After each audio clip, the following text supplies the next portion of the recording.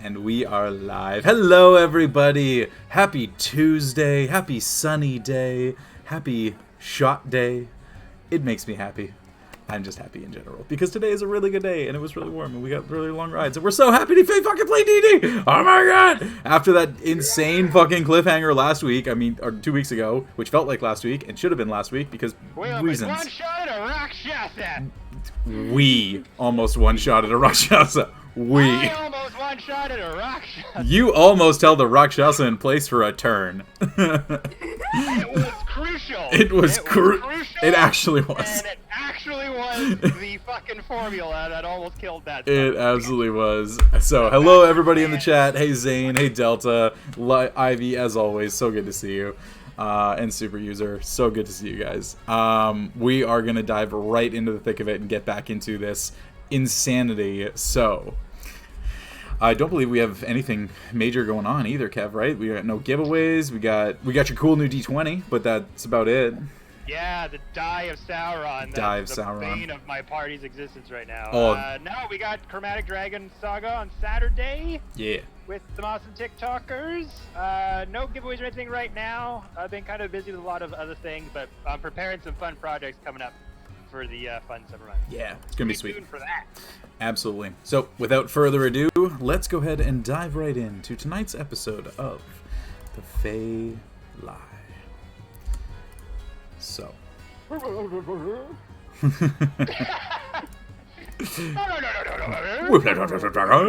So, having traversed the underground tunnels as best they could, and returned to the surface mostly intact, Phelan found himself under a spell that caused him to rush to Watchmaster Tobias Pedersen and reveal everything that had transpired below the city. After failing to secure Fialti's Blade Vein or the Crown's Guard Newlyn Hide, a somewhat restless but well-earned night of sleep was had, and the group awoke to the sounds of commotion as the city of Felderwin began preparing for the Harvest's Rise festival the following day. With the information gleaned from what they found below the city, coupled with a few tidbits of information from Jules' uncle Zacharias, the group made their way out and began a rapid search of an area near the center of town, with a trap door that they knew connected to the underground tunnel network. Through a clever use of locate object, Nebula determined that the trapdoor was somewhere in a cluster of 4 houses, one of which they found to be the home of Watchmaster Pedersen himself. Transforming into the guise of Zacharias Fowler and accompanied by bodyguard Galahad V and his nephew Jules, the party decided the best course of action was to knock once, then break down the door of the Watchmaster's home. Yeah, genius. I did it. Yeah. Searching inside, they found mostly normal items, but below Don't say it like it was a bad idea. It fucking worked. It was an idea. It was the idea. They found mostly normal items in the home, but below a large rug in the main sitting room lay a locked trapdoor that connected to the flaming central chamber of the tunnel network below. Before being able to fully make their way down, the sounds of heavy boots closed in around the home, and a group came face to face with Tobias Pedersen for the first time, flanked by well over a dozen Crown's Guard and Righteous Brand soldiers.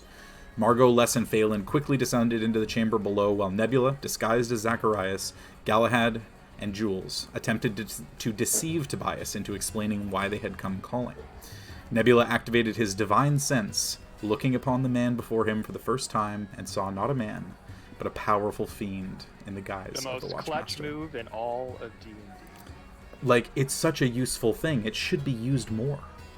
So, I cast Divine Sense. Sure, it's coming very soon. Yeah. Y'all say this is a fucking joke. You will use it more. One day to come in. One day, last session. Yeah. With the entity clearly revealing itself to be able to read their minds, the party regrouped inside the dining hall with this entity, revealing itself to be the Rakshasa that they were searching for. The guise of the handsome human man faded into an elongated orange and black furred arms with hands splayed backwards, ending in razor-like fingernails and a long-heeled scar that runs from the right side of his nose, just below his eye, across his cheek, and down to just below his ear.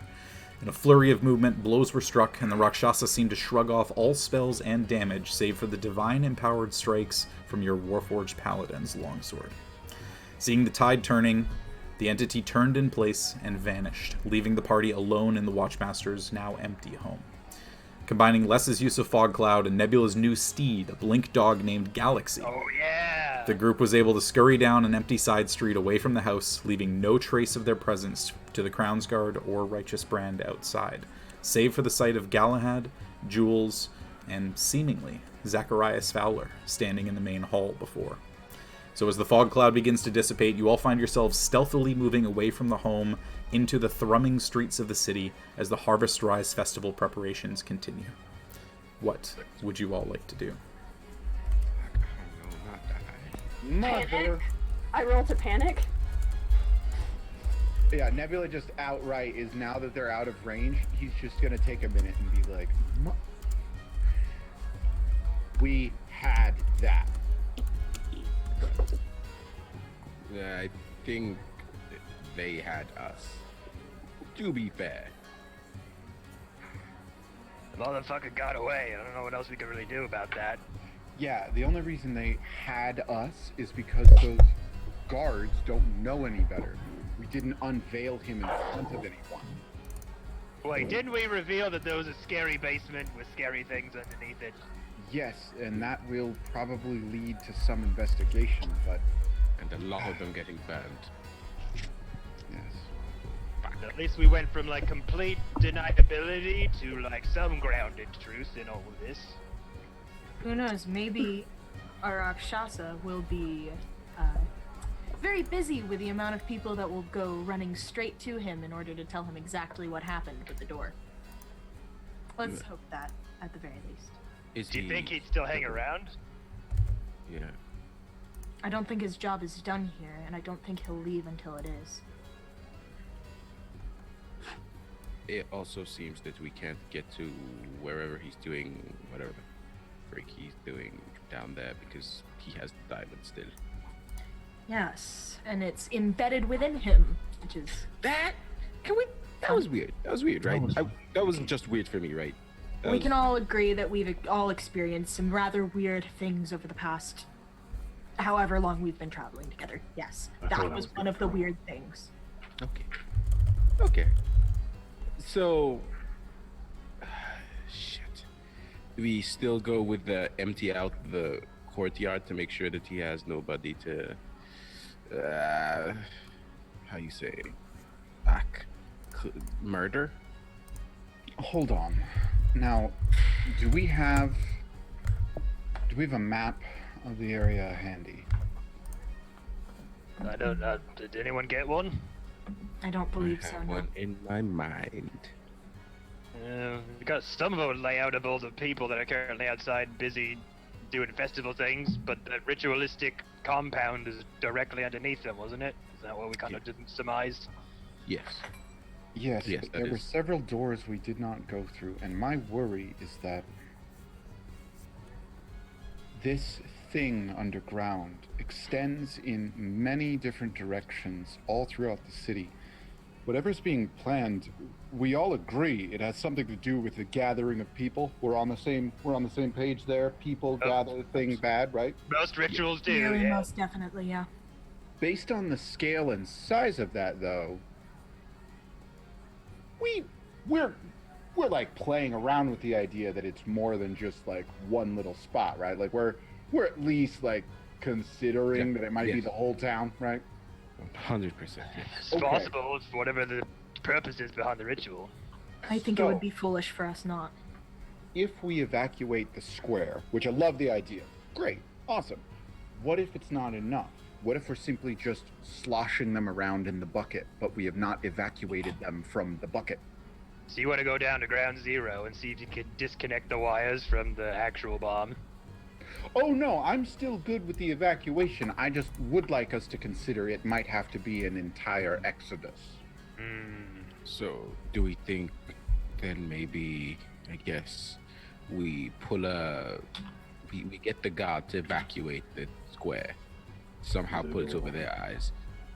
I mean, if we have the Watchmaster himself, and I'll turn around to Nebula, maybe then if he tells them to, then we can go ahead and go down and keep exploring, I guess. See the last two doors and figure out where they lead to. Well, given that the Rakshasa knows that Nebula can do that, the possibility that he went around as the Watchmaster and told his guards not to listen to anyone claiming to be the Watchmaster doing anything drastic, it could be for naught. So out of character question for Jordy, how large of a town is this place? Felderwin itself is on the larger side. I can pull up the exact dimensions because I'm weird like that. No, I love that. And On foot, you'd be looking about 40 minutes north to south, maybe 30 minutes east to west. So, give or take, what would that be in miles? Is that on?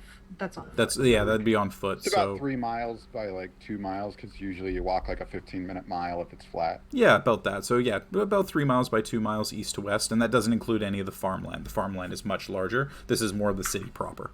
And you do remember as well from when you guys walked in that the city's kind of divided into 3 circles. There's one that you pass through as you get in, which is kind of the trading circle, and then there's the commerce circle, and then more of the residential area circle. And this town center is kind of the center of the Venn diagram, if you can imagine that way. Circles everywhere. I knew it. All about them circles.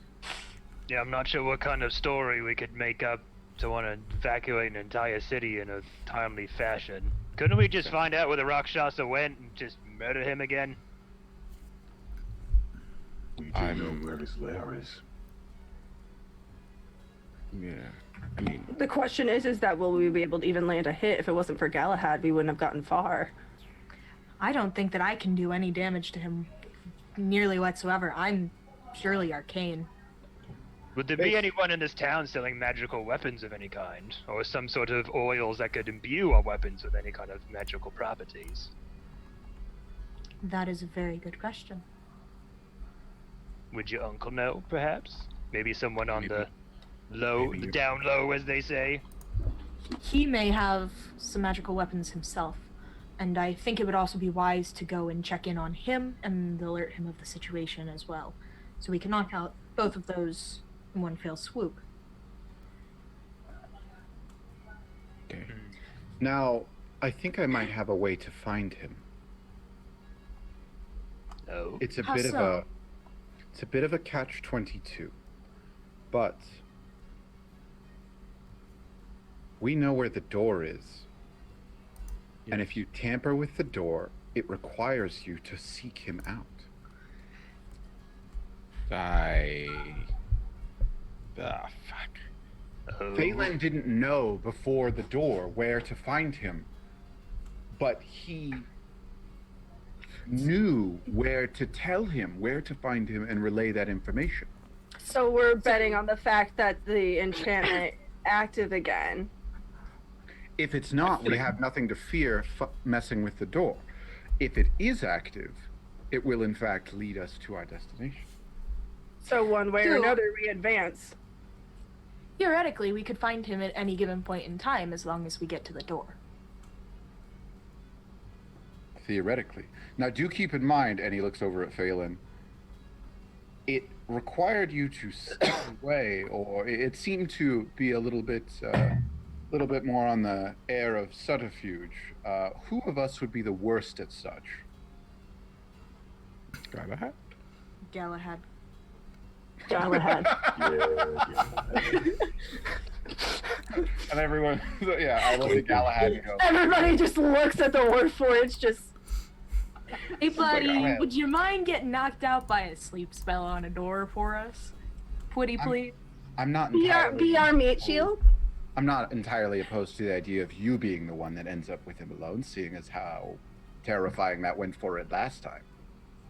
That is a very good point. Can Galahad even sleep? I mean, I can. Unfortunately, we've had this topic of conversation before, and results are inconclusive. As we all look at Galahad again. The canon doesn't agree. So, Okay then. We head down there and get weaponed up, and then we come back and see. Or I guess not down there, but over to Jules' uncle, and then we come back down. We try to do all of this in a hurry. Is that what I'm hearing? I'm guessing that the time is running out. Mhm. One thing, though. We need some way to track Galahad. I have the ability to do such, but in its current state, I'm a little low on energy. I don't know that we have time for me to recuperate. Do we have Could you- another way of... Your dog? I could. And he looks over at Galaxy and says, could be of use. And Galaxy just like looks at him. Rough. Not only does Galahad get a tangle with a cat, he gets a dog companion. Just call him PETA at this point. Yeah, I can't think of anything other than just making sure that we have someone to tag along at all times. And again, knowing that this might happen this time will keep us on alert so we can actively be looking for Galahad. I think that as long as we don't leave his side, it should be fine, but... Actually, I'm kind of curious. Nebula, you have that fancy schmancy alarm spell, correct? I do. Now, I'm not much of a magic user. I'm still kind of getting used to the odds myself. But is there a way that you can set that spell to go off near specific people? Or is it just proximity?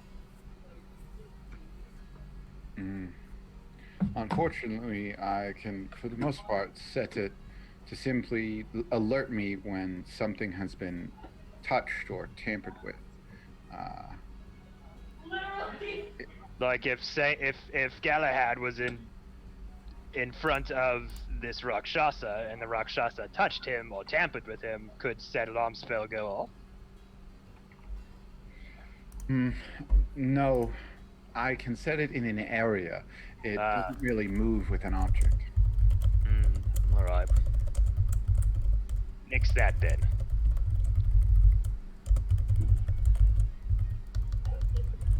Okay.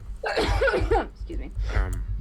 Bless. Is it also safe to say that we're having this conversation as we're headed off to the I believe palace? that we should be walking and talking, yes. Yes, okay. So we're heading towards Zacharias' place? Yeah. Damn, we really be bugging him. I feel like this is that moment in the one that movie bugged us. where we like walk in and we're just like, hey, yeah, just stopping by to pick up the bazooka. All right, yeah, thanks, sorry, demons, and just like walk out the door. Yep. 100%. Yeah. Hey man, we figured it out. Humans. Yeah. All right. So you guys The are holy water squirt gun. so you guys are within the alleys, essentially trying to sneak your way back, or are you just rejoining the crowds and being a little brazen? How are you getting there? I don't think we want to go near the crowds just to be safe. Think, Yeah. I don't have Like, we assume that this plan may not be going off anytime soon, but if it does, I'd rather not be near the bait. Anybody know Pass Without Trace? No. Ah, damn, we But don't I have don't it. need that shit. I got +10. What you talking about? I'm good. Yeah, well, I do. I have a +0 to stealth. How about I got this in the bag? At disadvantage. God. At Oh God. We stealthing? Yeah. As we start walking, also, I something to kind of keep in mind is the Rakshasa can be anybody, but it seems like that scar doesn't go away. So if we see somebody with that scar, we should be on alert. Definitely. Everyone's a suspect. Everyone's always sus. If this goes south, I'm worried about Gilda. Well, then- I believe she'll be protected in the manor as long as it's not affecting the entire town. Then we better make sure it's not. Mm-hmm. Exactly. Well, we need to get better equipped, otherwise we're going to be useless for any situation. Unless you think you could hold down the cat again for a quick euthanasia.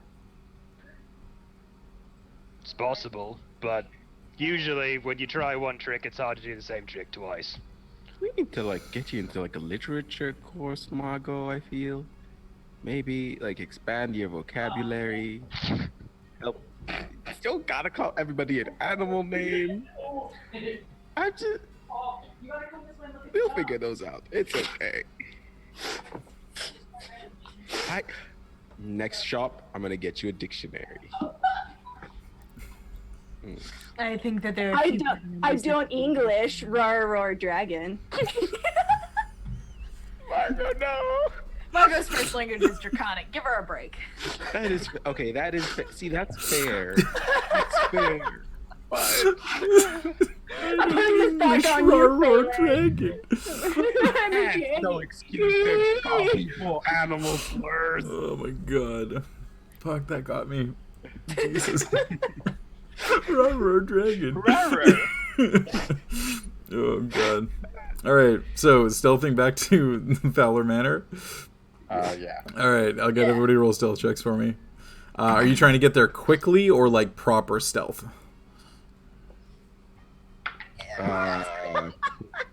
Quickly. Okay, so roll stealth at disadvantage in that case. Ooh. So do I have double disadvantage? No, doesn't I stack. rolled 2 12s, Jordy. Hey! No! No! You had natural 20 to natural 1? I did.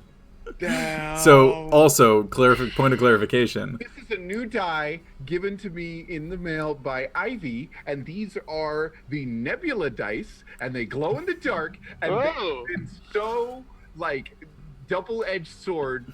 Wow, just like Nebula, double-edged. Who would have thunk? So, Nat 20 and an 8. alright.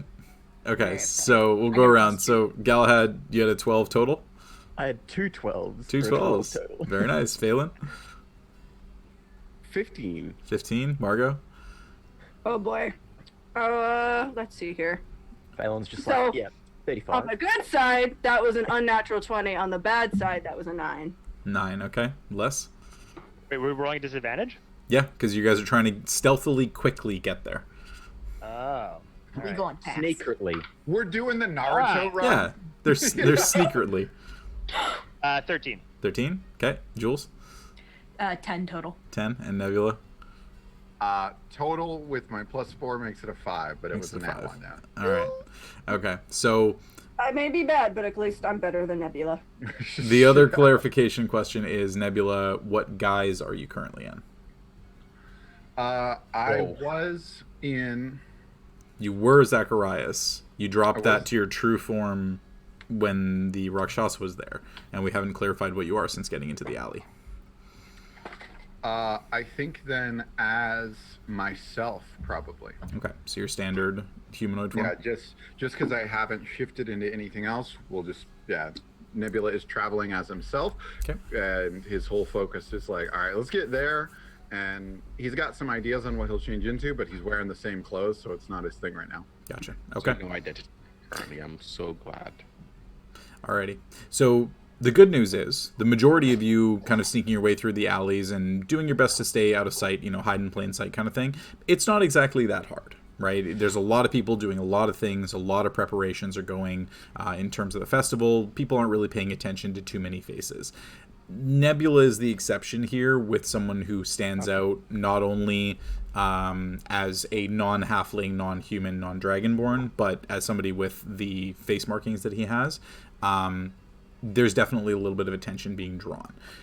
It's not enough that anybody really, goes out of their way, but you see like certain people looking and like, wow, I haven't seen that guy here before. Oh, I wonder if he's maybe one of the entertainers coming into town. Oh, that'd be kind of cool, right? So, little bits of notice that people are at least noticing, but you don't seem to be accosted by anybody as you're making your way back towards the Fowler Manor, partly because Galahad and Jules were the only two who were actually seen by the Righteous Brand or the Crown's Guard. So, the rest of you being a little less on the stealthy side, not impacting too badly. You do make it back to the Fowler Manor, and you're in an alley across the way when you notice that there are a couple more Crown's Guard outside facing the door than had previously been there. Oh no! They seem to be having a conversation with a couple of the guards that are stationed outside the door, and you see Philip standing in the doorway, kind of cracked open a little bit, dressed in that same tan suit that he was wearing earlier in the day, with a bit of a puzzled look on his face. Well, aren't we in a right pickle? Jules. Have you seen these suspicious individuals? Do any of them seem to have a scar? You're currently looking at them from the back, about 150 feet away. Can't tell. Jules, can you send him a message to see if he can have a booty. send them away to get us in, and then we can explain as much as we can once we're in there. Yeah. I'll open Awakened Mind to Philip. What is the range on Awakened Mind? I believe it's sight, but I shit. will double check real quick. Awakened Mind. Is in up this within- realm. Most searched shit. This summer. 30 feet. Within 30 feet of me. Yeah, you're well outside of the range for that. Hold on. How far away are they? The Crown's Guard are about 100, we'll say 130 feet away from you. Philip is about another 10 feet beyond that.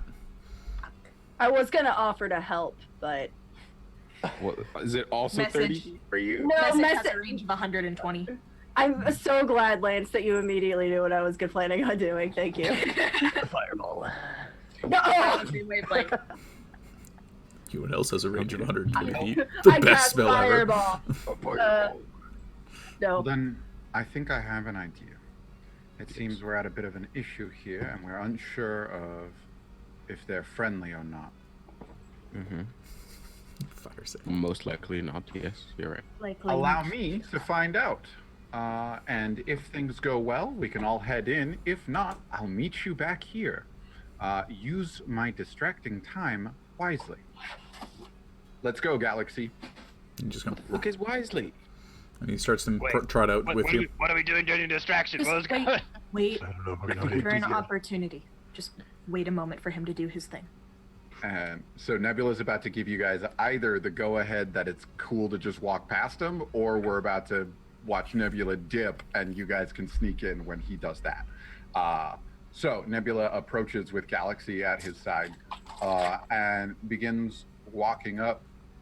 And as he approaches the Crown's Guard, are they blocking the entrance? Yeah, pretty much. There's about 3 or 4 of them standing, or 3. Sorry, there's 4 Crown's Guards standing outside, plus the 2 guards that are facing outwards from the manor. Cool. Nebula's gonna fish out his little Crown's Guard badge, and they're not facing me, right? Correct, they are not. Cool. Nebula's gonna assume as he's walking, he's just gonna transform into that human form that he was in episode 1 when he first came to the area. Okay. And he'll just be like, excuse me there. Mind letting me pass? Crown's Guard. I've got, fellow. All right. Sorry, I'm never sure which ones look like what in what town. You can see them kind of turn around and look at you in their half-plate armor, and you're just in normal clothes. And they're just kind of looking at him being like, "Can we help you with something, mate?" Yeah, Felderwin. Wait, no, sorry. We were from, this is... I'm the Felderwind detachment. Oh, I'm your new boss, eh? You see? Oh gosh, no, we were in, where was, Huppadook. Huppadook. Hup. Huppadook sent on a communique here to speak to a Zachariah Fowler. I was told this is the manner I am to be speaking with. And is Phil still in the door? He is. He's looking very confused. But And I'll then just you look see him up kind of at- cluing in a little bit with the clothes that you're wearing. And he's like, oh, And I look up, hey. is that there Mr. Fowler?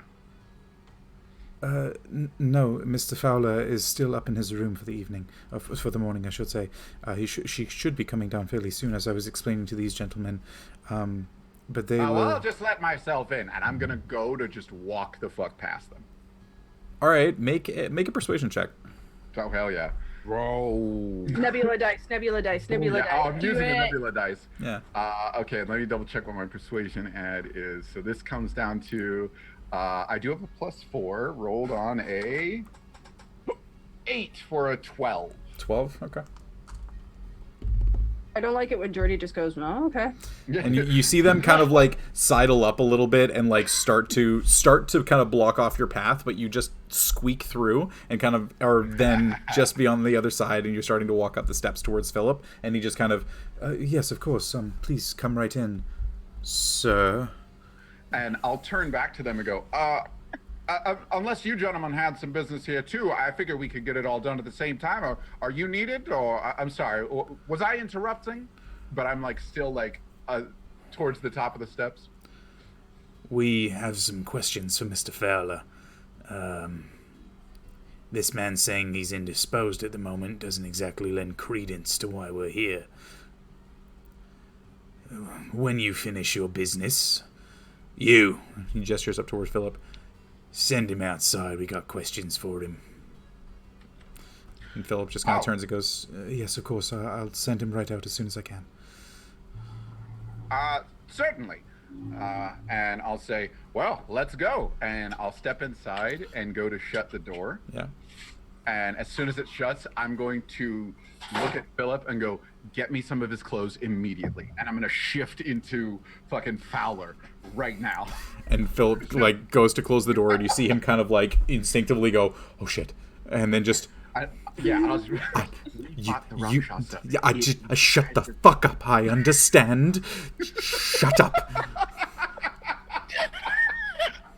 And you see, like, you see the expression, the very calm, demure physique of Philip and, like, very much wanting to stay on the common level is gone. Like, he is just fucking not having it. You already did this to him once, and he just turns over and looks and just goes, you have...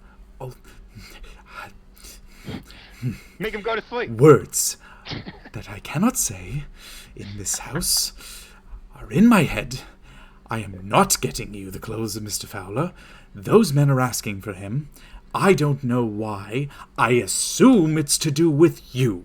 So, explain. So the quick version is the Watchmaster is not the Watchmaster. Don't know how long he's been dead or gone, but that was a Rakshasa in disguise. Tried to murder us in his own home, and there's a hatch that goes down under the town and a weird sigil and a bunch of tunnels that go into the entirety of the city, and we're pretty sure they're trying to sacrifice everyone and blame it on Zacharias. Right, I'll get his clothes. And he just turns and heads right up the stairs. And I love him so much. You just, like, without even a second thought, just immediately understanding this. While Nebula may not be the most social creature, he really does have a way with words. Yeah. It's too bad you'll never know. Kev, sorry, go ahead. Full Metal Alchemist? Full Metal Alchemist. Full Metal Alchemist. Sorry, Kev, go for it. As soon as Nebula goes through the door and shuts it, like, was that the cue? What cue do we what was that the cue? Are we supposed to? Do we know what we're supposed to do right now? I don't think so. I think we waited. Did the Crown's Guard leave, or are they still there? They're kind of milling around outside. They don't seem to be intent on the door anymore. They were kind of, the door closed in their face. They're kind of walking around a little. You can see one of them make his way over to a little bench that's been set up and just sit down on that and rest his spear. So they're there, but they're not actively blockading the door anymore. And they only knew, like, Jules and Fowler, Zacharias were there, right? So, from what you guys know, because obviously Margot, Phelan, and Les went straight down the ladder. Galahad, Jules, and Zacharias were the ones that the Crown's Guard actually knew were there and was announced to the rest of the people around outside. Okay.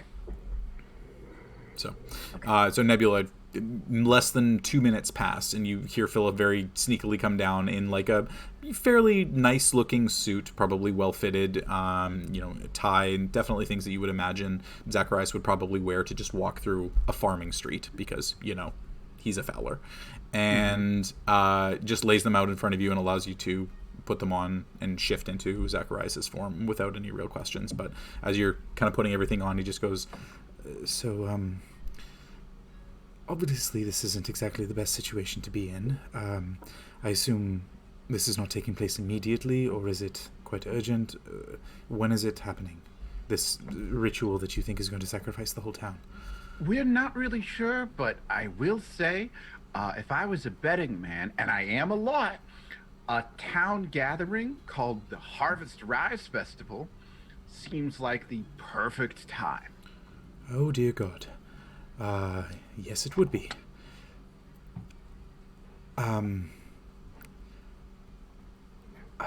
and you see him internally struggling with something, and then just kind of, I think this is worth waking him for. All right. The others will be in just a moment. They'll probably have a better time chatting with that. Yeah. I'm gonna do this part, and I'll look at Galaxy, and I'll be like, and I can mentally communicate with Galaxy, Yep. and so telepathically, I'm gonna go, all right, look, I need you to like hover around me and like guard me, and like trail a few feet behind me, like you're sent to watch me. And then I'm gonna just open the door and walk out and go, oh, okay. Would someone explain to me why there's a man in my house and there are guards outside? What is going on? You see the guards have kind of shifted over to the other side, and they like quickly grab their spears and start to trudge over towards you, and there's 3 of them standing out front, and they just kind of, Sir, it has come to our attention that you were somewhere else this morning, having Yes, I was halfway across the world, laying on a beach with a fantastic array of delectable... Well, I don't need to go into details here, but yes, it was a fantastic dream. Oh, it was a dream. Right. Yeah, dream. But there were sightings of you with your niece and a bodyguard, some kind of large metal man across town. Seemingly broke down a door. Is this ringing a bell? Now, I know I just went over the fact that I was dreaming, but are we certain that you were not? Quite sure. We received orders that you had broken down the door of a watchmaster and seemed to need to have a conversation with him. And quite soon after the house went quiet, we went inside to check on the situation, and there was nobody there. So we were dispatched to check on exactly what had happened with you. Is your niece or your bodyguard with you? No, my niece is away, and you've met my bodyguard. Philip? you see them kind of look up, and Philip just kind of like puffs his chest out a little bit and shoulders back and just... Oh, baby! I trust him. He's the true Alfred. Yeah. So all of you on the other side in the alley are seeing Zachariah step out, and suddenly Philip look very out of character, puffing his chest out. But you notice the blink dog that you recognized as Galaxy beside what you now understand to be Nebula. And they just kind of... Not to be rude, but he doesn't exactly fit the description of a large metal man that was with you across town not 20 minutes ago. That's quite a long ways for me to go in 20 minutes. You see them kind of start to struggle with, like, the fact that you are by yourself. You were seemingly awoken from sleep. There was somebody that they hadn't seen that went inside and, you know, was asking questions if you had been dispatched there. Like, they're a little... Look, we need to... I understand. Let's... Here.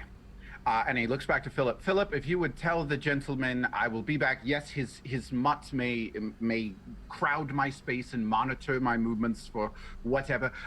And you, gentlemen, why don't you escort me to the location, and we will have a closer look and see what it is I may or may not have in this dream of someone's. And he's just going to start walking. And you said, the Watchmasters? Well, that's easy. I actually know where that is. And just, like, start walking that way. And you see them just kind of, like, shuffle out of the way a little bit and just... yeah, that's a good idea. Yeah, good idea. Good idea. Okay. And, like, the three of them just start turning and starting to follow you to the Watchmaster's house with Galaxy beside you. Les? It doesn't matter anymore. I was going to ask how far away was he from us, like, feet-wise? But if he's already walking away from us with the guards, then he's walking actually towards you because you guys are coming from the Watchmaster's house. So, Oh God. Oh, Yeah. wow, would you look at that? A metal Shadow. man that was being described earlier So- is now in a tree. Nebula would definitely avoid like where they were, where he left. Yeah, you like walking in that vague direction and kind of going off to the side, and you guys, your stealth roll was high enough that like the guards are pretty distracted by Fowler like leading them to the Watchmaster's house. So yeah, it's something there. So less as they were talking, the Crown's Guard were about 100 feet away from you. Nebula would be about 120 or so, and like you can clearly tell that it's him. So what'd you want to do? When they get within 30 feet, I was wanting to see if I could try to make out if any one of them had a particular like notebook they were writing notes in or anything of that sort. Of the Crown's Guard? Yeah, that were there. Like if one was like had a notebook like taking notes on talking to the people or anything like that. If it would, they even had one. Yeah, so when they turn, you're able to get a pretty good look at them, and they've got shields and spears. None of them seem to have any notebooks or writing instruments of any kind. They are kitted for guard duty. These don't seem to be anybody that, you know, would be any kind of a scholar in that respect or for any reason. Okay, just to know if someone was like, you know, jotting down notes about like the investigation or something like that. It seems, based on all accounts from what you guys can see, and you're not exactly far away and they're not exactly talking quietly, like you can kind of overhear some of this. It seems to be that they were just told to go here and ask what was going on with Zacharias and see if he was home and try to track him down. Okay. Yeah. So Nebula, you start to lead them off to the side. And Phelan, go ahead. As Nebula starts walking towards us in a way, I'll turn to the group and say, do we think we should let Nebula go alone, or should someone tag along from a distance in case he needs backup, in case this Rakshasa comes up again? Would you be willing to tail him, Phelan? Absolutely, yeah. For anyone with any one of us has a better chance of not being seen is probably the enormous Chewbacca Wookiee standing right. He also has some magical weapons on him in case the Rakshasa does choose to attack. That is He won't also be left true. defenseless. Mm-hmm. Yes. With them daggers. Yeah, baby. Okay. All right. All right. Start It's tailing not them. about your size, it's about how you use it. Yeah, baby. 4 inches has never been a problem.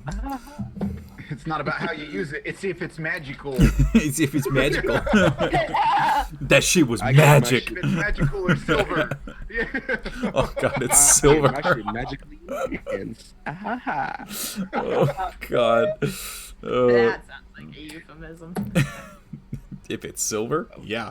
Oh, Anyway, Very, very ornate. very ornate. Yes, it's a mantelpiece. So A conversation starter, if you will. yes. So your empty house waits. As Nebula starts to make his way down, Is that what the Phelan. artwork was on all of Fowler's like shelves and everything? Just Oh, ornate. he definitely has a picture of him like as the Venus in the clamshell. Like No, absolutely. this is a very, very, very precious collection of rare art. Well, none of you have actually been inside his room before. You don't know. Ah! Just veins everywhere now. I want to know now. I hate it. So, Nebula, you're leading the way with these couple of Crown's Guard kind of trailing behind, catching up to you. Phelan, you want to follow them? Absolutely. All right, go and roll a stealth check for me. Oh, let's go. Come on, baby. This time do better. Fuck you. 18. 18. All right, still not bad. So you're able to look behind, or get behind the guards.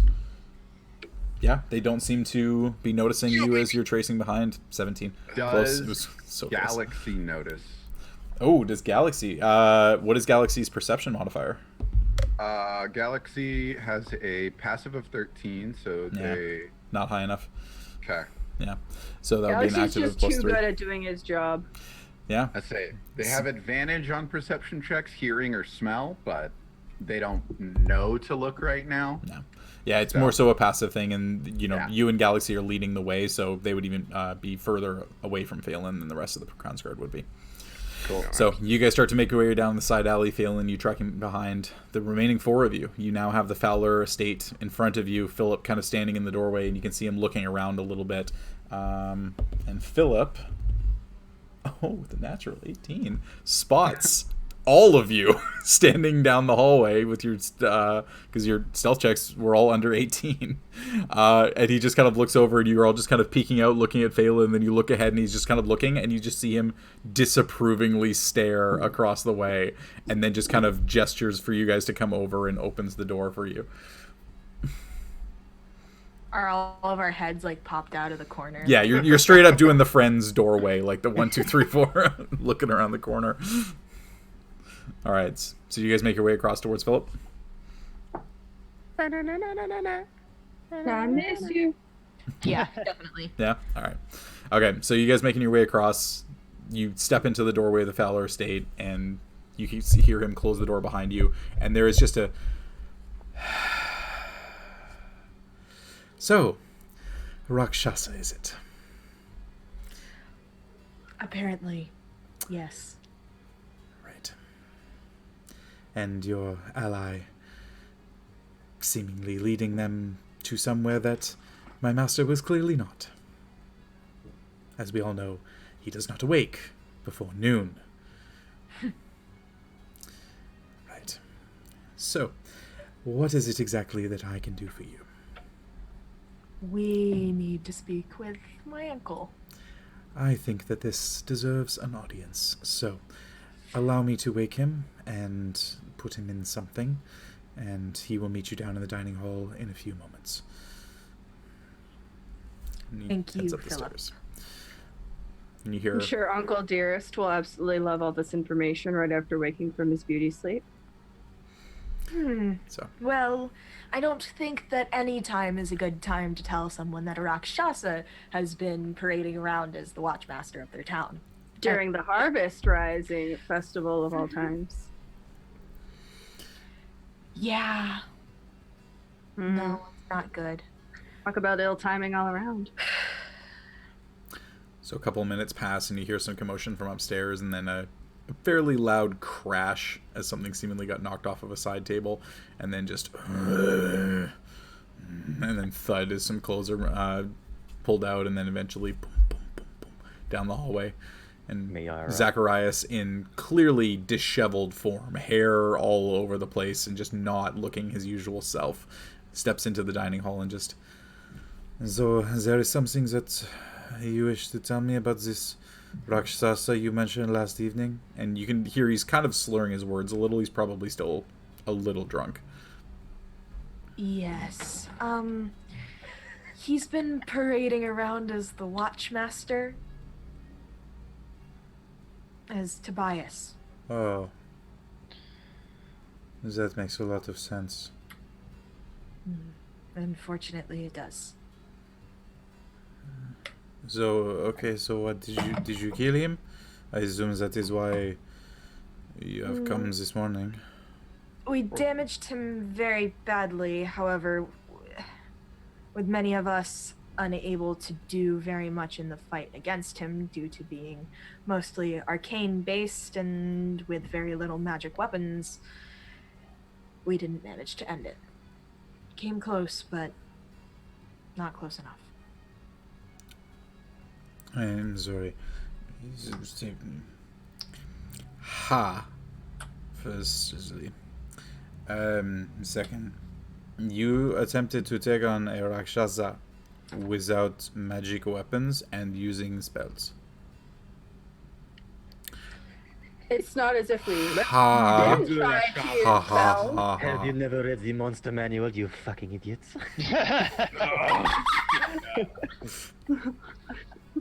These uneducated swine think they could take down the Rakshasa without anything. So, We did not attempt to confront the Rakshasa, more of he confronted us. yes, that is kind of what they do. I did tell you last night that they are sneaky devils, as it were. Yeah. Yes, we likely should have gone in a bit more prepared. But that is why we're back. We came to ask if you had any magical weapon that we could use in order to finish the job. Magical weapons. Give me a moment. Nah. Jambon. And he just kind of messages down across, and you just hear two of the servants kind of quickly tuck into the side room, and then some quick frying sounds, and then he's just kind of silently just rubbing his eyes and his temples. And then a big plate of ham gets put down in front of him, and he just takes a fork and just spears it and starts taking a couple of bites. And then, so, you have come to me about the problems that I dispatched to you to help me with the problem. You found a cause of this problem, and now you're asking me for help to solve this problem. Am I understanding this correctly? Oh my god. Yes. So, you, Juliana Fowler, asking a family member for assistance. Your wonders never cease. Ooh, disapproving uncle voice. Oh. Uncle. Oh. So, what is it as you would ask him that I do? Obviously, spells are something that are simply useless. I assume you are looking for weapons in that case. Some kind of armor or actual killing instruments?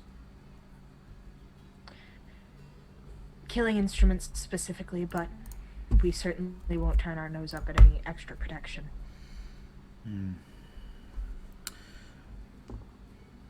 Argo is feeling very vulnerable as her entire arsenal just will not work. I'm just a glorified meat shield. You see him kind of looking over the four of you that are there, and gestures towards Les, and you, he's strong one. You are of no use? You do not have anything that could penetrate the hide of the creature? Nothing but these guns. Stuck them in place for a long time, but that's about it. So nothing. Okay. And you, a big man, you clearly, I assume, had some success given the holy symbols on your body. Galahad was probably the only one that had any success. I hit him very hard. And that weapon you carry, is that a magical blade of some kind? No. There is not much that I can do for you in terms of weaponry. My wares are more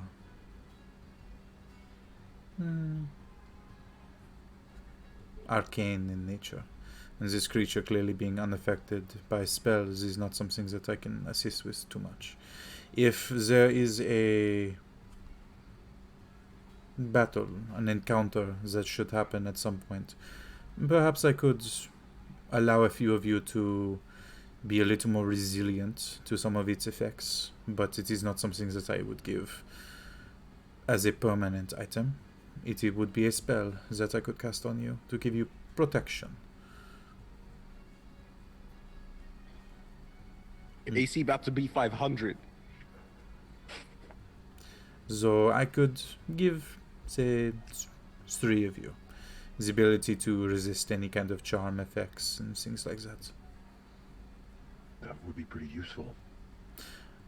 I assume you big men probably not wanting to turn your sword on your allies and see them cut down before you. Oh, fuck. That's a good assumption to make, yeah. Alright, I can do this. In exchange, this notebook, and he pulls out the notebook from the previous evening. This stays with me, as does anything that you find below.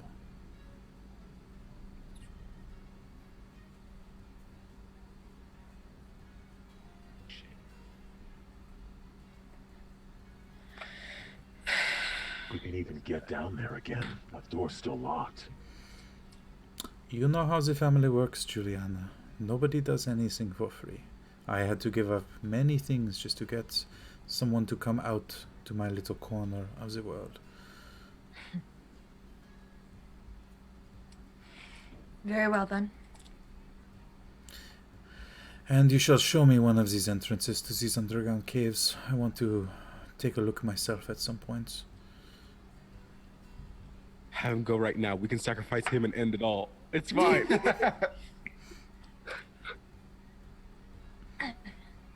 Will do. Everybody pack your bags. We're going on a trip to Disneyland. Very well. Away from all this, away from this problem. So, just double checking here. Is there ye old Disneyland asking for a friend? All right. Follow me. And he starts to get up from the table and kind of clatters the fork down next to a little bit of the food and makes his way over to the banister and upstairs into his study. And you see him gesture for the three of you to wait outside, or the four of you to wait outside as he goes inside, and you hear some rummaging around as he walks to the far end of the room, and then a door or some kind of a drawer being opened, and then shuffling of papers, and eventually comes back around the corner and this will be of use. This will be proof of our agreement. And he passes over 3 spell scrolls of protection from evil and good. Damn, okay. Yeah, baby. Cool.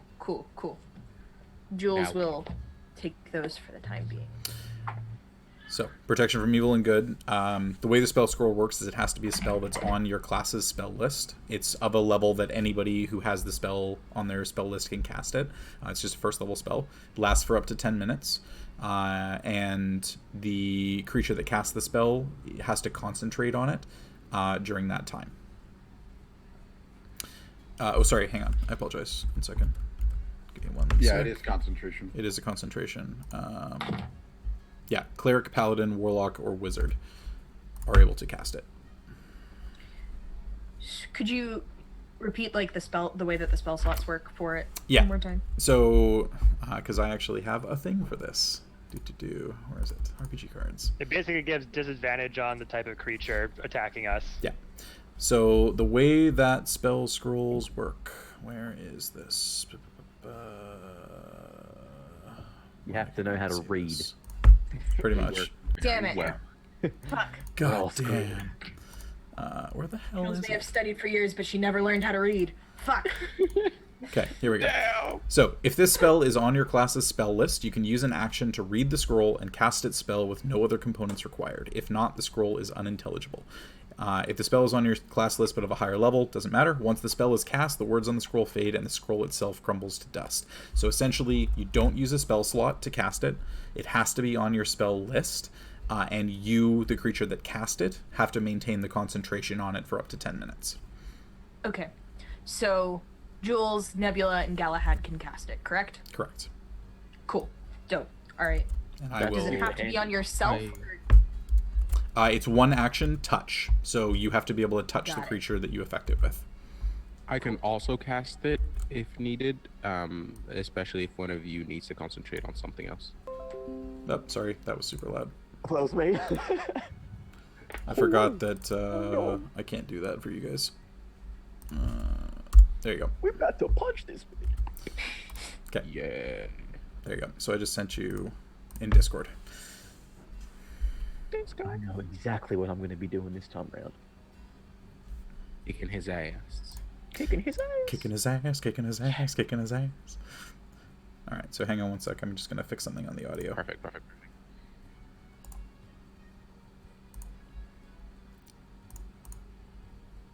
Okay, that should be fine. And hang on.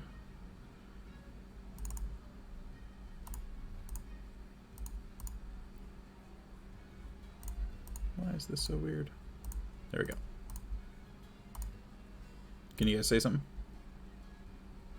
Oh, hang on. I lost audio. No. Hiya. A bit of money. There we go. We're good. We're back. Hey. Okay. So yeah. So effectively, you've got 3 instances where you don't have to use a spell slot to be able to cast it, but the 3 players who can cast it are Nebula, Jules, and Galahad, and you need to be concentrating on it. Okay. Okay. Nobody seems very impressed. No, I'm very excited. No, I'm trying to figure out exactly how we're gonna use it.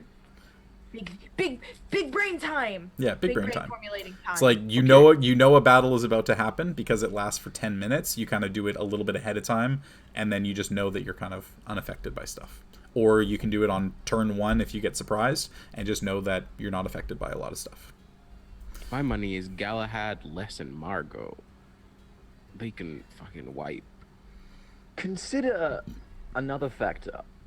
I'm not the only paladin in the party. Yeah, but he's too busy. I don't know. Yeah, but he's not a real paladin. While I would love to be the MVP, I'm also a squishy 37 HP. So, I mean, I have 49, but also I can't hurt it. I can grab it again. So But y'all can hurt us though. Is what I'm saying, like y'all will do like shit tons of damage. I won't do any damage. I don't have any magical weapons. No, but if you get He turned, means if you get possessed. Right, I won't be able to get more fucks. You will be a problem for us. Yeah. Can't the paladins remove effects like the charmed effect on people? Lesser restoration, but I think that's a higher level spell. I would love for my team to meet face to face with a fireball, but I do believe there are better circumstances for that. Paladins can remove poisons and diseases. Yes, that's what it is. Not charms. Got it. You also get like a charm aura, but that's like 10th level. Cool. I knew I had read something about that somewhere on the paladins shit, but okay. Say less. Okay. So, with that, Zechariah is kind of just gesturing towards the banister again. It has been a long night, and this news is not exactly good for me because now not only do I have to replace 2 of my underlings, I have to replace a colleague as well. A bad harvest rise start. But 2 drinks. And he heads downstairs, and you can see him just kind of clap a couple of times, and a couple of pitchers with different colored liquids come out, and some of them on the fizzy side, and he decides between one of them and pours himself a glass of something and just... So, shall you venture back into the city and try to find this creature? I am not exactly dressed to see exactly where its lair is right now. Perhaps later on. You said it teleported somewhere else, correct? Yeah, Yes. we don't know where though. To my understanding, the way that Rakshasas work is they cannot teleport on the planes that they are currently on. They can only return home and return to whatever planes that they wish to go to. So more than likely, it is gone for the rest of the day. This could give you a chance to root out this summoning or sacrifice, whatever it may be, chamber that is on the ground, seemingly uninterrupted. Seemingly. Yeah, baby. How do you know so much about Rakshasas there? I'm a studious man. I spend my time reading books instead of spending time with the riffraff of the city. Like the demons? The demons are your thing, are they? Demons, aberrations, otherworldly entities, ancient beings of different kinds, dragons, anything like this. Have you ever performed any dark rituals yourself? Dragons? Dark rituals? In what way? In any way.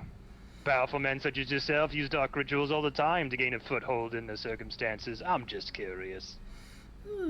A dark ritual of summoning of some kind? No, this has no interest for me. A ritual of removing someone that stands in my way? Sure. That is... A bath time ritual with candles and flower petals.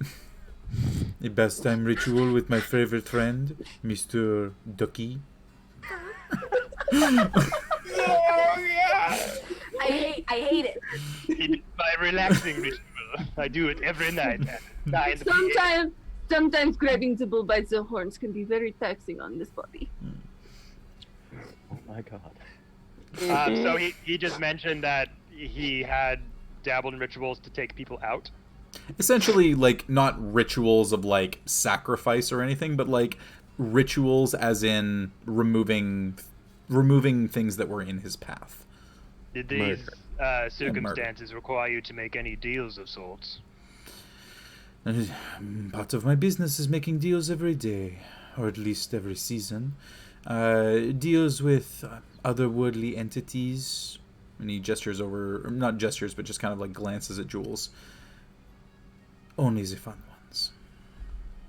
Jules is gonna kind of step up and place her hand on the back of like Wes's elbow, just in like a shut the fuck up, and will awakened mind and just be like, stop talking about this. I'll explain later if you need me to. Oh, Juliana, we were having a fun conversation. You should not interrupt this. The man is curious. He wants to know what it is I do. I'm more than happy to share. You have given me some very interesting information. You'll be giving me, I am sure, even more interesting pieces once you have fully explored this underground caves and once I get a proper look at underneath. Can I talk back to Jules with the wake in mind, or is it one way? It's both ways if you want to keep it open. If you want, yeah. Jules is just gonna shut it down immediately because she remembers that he can fucking hear her. It's fine. Bro. Jules is just gonna give that fake Fowler smile. Like this. Oh, I just look back at Zacharias and look back at Jules, and they just have the staring contest and think, all right, I'm gonna go over here now. So, that is all that I am able to do in terms of preparation for you. But at some point this evening, before this entity, I assume, plans to return tomorrow for the festival and complete its work, we should take a look below the city together. Very well then.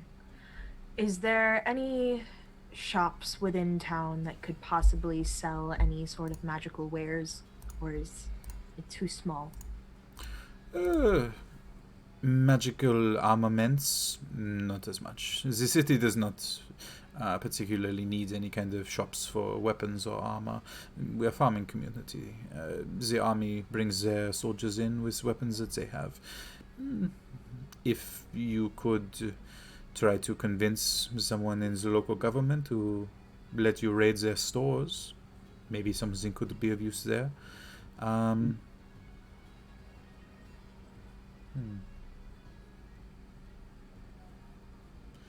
There is actually one thing.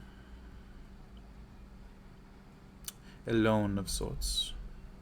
I've already given you a few items that could be of some use in terms of those spell scrolls, but your big man over there having the ability to do his thing, he will be fine. This one said he was a bit, impotent? Yes, impotent. Perhaps I could give him something that could help with that. A little blue pill, perhaps.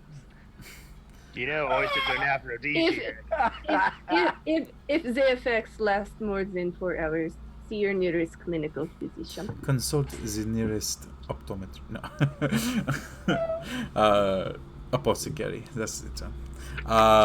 But you see him just kind of think for a second and then turn around. And you guys had seen, obviously, there had been different weapons that were adorned on walls and kind of, different wooden holders and things like that. And you see him turn around inside the room that he's in and make his way across to the far side and pick up a fairly nice longsword. And just kind of mull it over a little bit and... This may not be the best piece in my collection, but it could at least help in some way. If you die, that is a loss on your end.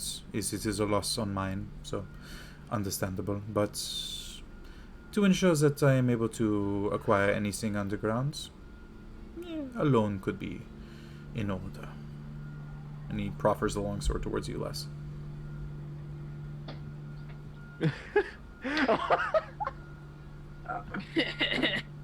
He's ready. Wow, this is some fine craftsmanship. God, I love method acting. It was a gift from an acquaintance from a far-off land. Not exactly something that was overly useful in battle, but he imbued it with a bit of an interesting spell. Essentially just making the attacks, making them magical, so they were a little more effective against some entities. Yeah? Looking at the sword, its design and make, would I be able to somehow determine where it might have come from? Being a magical weapon in my time with powerful magical people in that academy. Yes. So, given the fact that you haven't really been in the Empire that long, not really. But go ahead and make an Arcana check for me. I'm gonna use the Les Paul dice. Yeah. Less is more. Less is natural 19. Less is more. So, what's your total on that with Arcana? I'm looking at it. Should be at least Makes 20. sense. It would be one less. Plus 3, 22. 22. Okay. The make of the weapon, you don't really get much. You don't know any of the armors or the weaponsmiths or anything that's in this area. The spell that's been cast on that, and specifically some of the sigils, you kind of looking over it and you're like, this looks a little familiar. And then you kind of turn the blade over and you see emblazoned on the end of the pommel is the symbol of the Cerberus Assembly. Hey, okay. Awesome. Is it just it's a normal sword? Is that a +1 or anything, right? Yeah. So it's just a standard normal longsword, but the effect is that weapon attacks from this weapon are considered magical for the purpose of overcoming resistance and immunities. Fuck yeah. Alright. At this point, we're only a little fucked. Or like I think regular fucked, I think we're just not like super fucked. It's fine. Moderately fucked. Yeah. A little less fucked than before, but still fucked. I don't know what you guys are worried about. So, Death. with that, I believe I have given you at least a fighting chance against this entity. But perhaps this evening we could spend some time, go down into these tunnels, and you can show me around. You want to come with us? Of course, I want to see exactly what it is I'm inheriting. Are you good in a fight? Oh, he doesn't know, does he? Yes, I can hold my own. Don't know what. And he's looking at Juliana. It is fine. Your associates, Jules, that you have come to know. She's quite good. Consider me her elder. I believe it's a bit of a family legacy. Less. I think what Legacy. that means is that he can kick ass. I see. But I have no interest in putting my life on the line. This entity is something that has not particularly bothered me aside from killing a few of my compatriots. I assume he knows that at least I am as powerful to stand on par with him. I do not take 50-50s. So I will bow out of this, but I will at least give you a fighting chance to allow me to collect whatever remains underground. So, with that, I bid you adieu, and we shall reconvene this evening to take a look at least for the entrance of this underground. If you do not wish to come with me, I understand. But I would at least want to know what it is exactly I'm in for. Yeah, Les? Sorry, Jody, one more thing. Just when looking at that sword and the craftsmanship, would I, knowing that's from the Cerberus Assembly, does it look like this sword was like one that was carried around by like everyday guards, or was it like special, like determining like have I seen this sword been used around in my time with Cerberus Assembly, or is this like a completely just like new sword that looks like it was made by them maybe someplace? So the make, you're not entirely sure. The weapon itself doesn't have any tarnishing on it. It doesn't look like if it was used that it was used a lot. more than likely, based on what your background is and your understanding of weaponry in general, this was likely a sword that was essentially just obtained by the assembly, and a spell was cast on the sword. It's not like the sword itself has any real significance. It's just that the sword was proffered as a gift, that it's more than just a regular sword. Not much more, but more. Okay, yeah, cool. All right. So with Zacharias kind of leading you back down the stairs and Philip preparing the door to allow you back out into the city, we're going to go ahead and take a quick break here, and we're going to jump back in with Phelan and Nebula when we come back from break. So we'll see you guys back here very soon. Chill, and we will be right back. I got a magical weapon!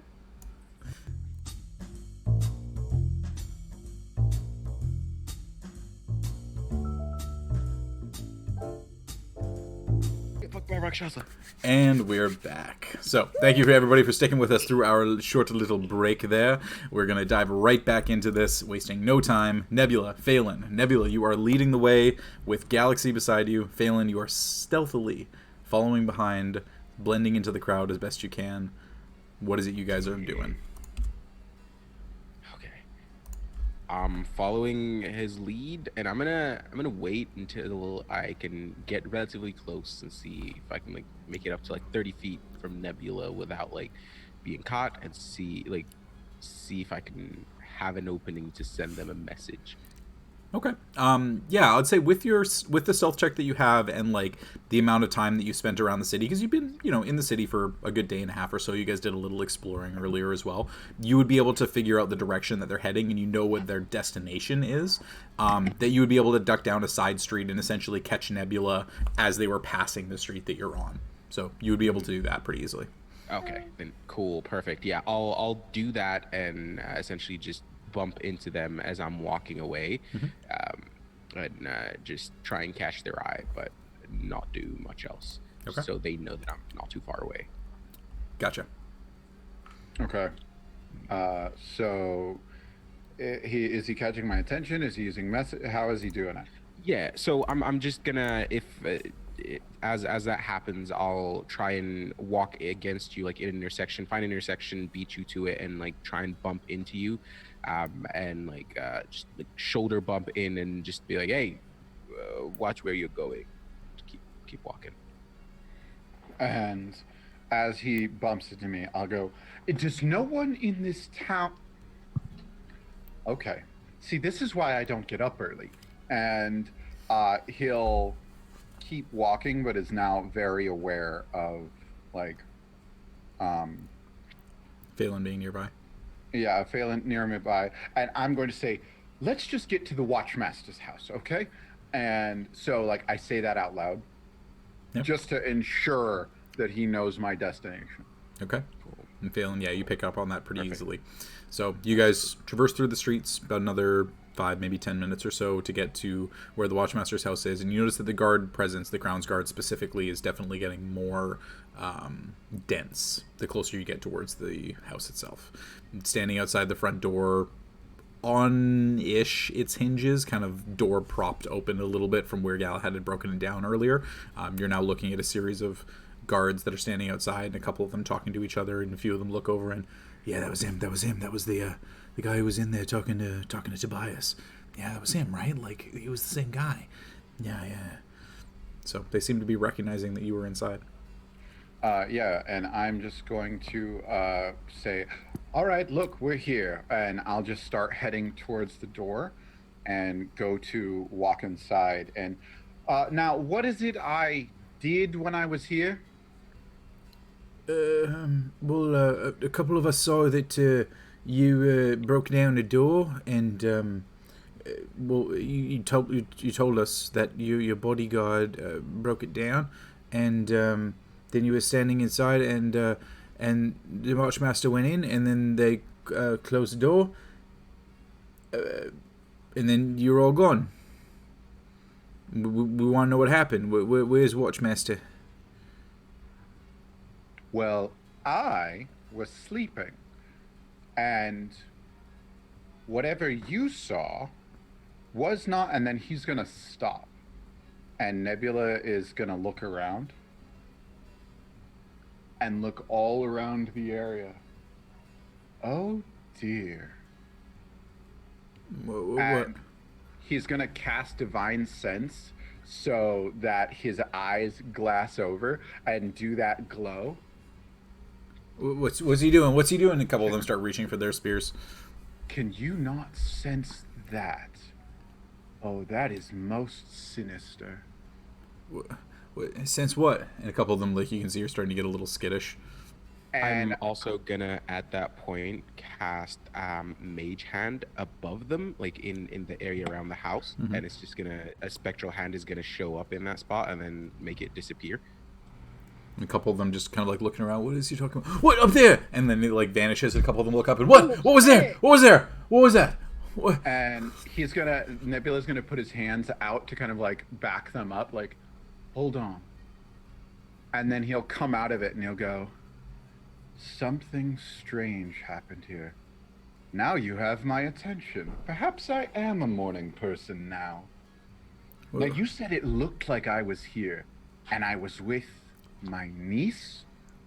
Yeah, you said that you were here with your niece, and the two of you were inside with this big metal man, and he was your bodyguard, and he broke down the door, and you wanted to talk to the Watchmaster about dealings, and him ignoring you, I think was the term.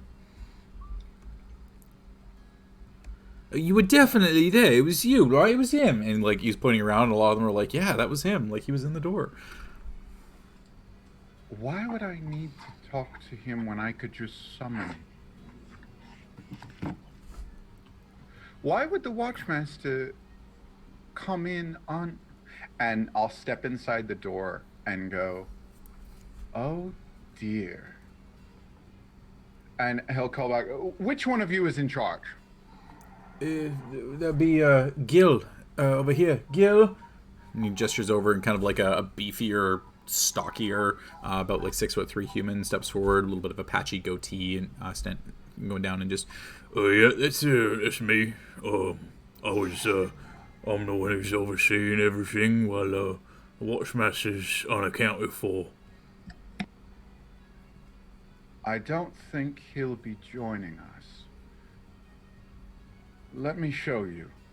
And looking around the room, he says,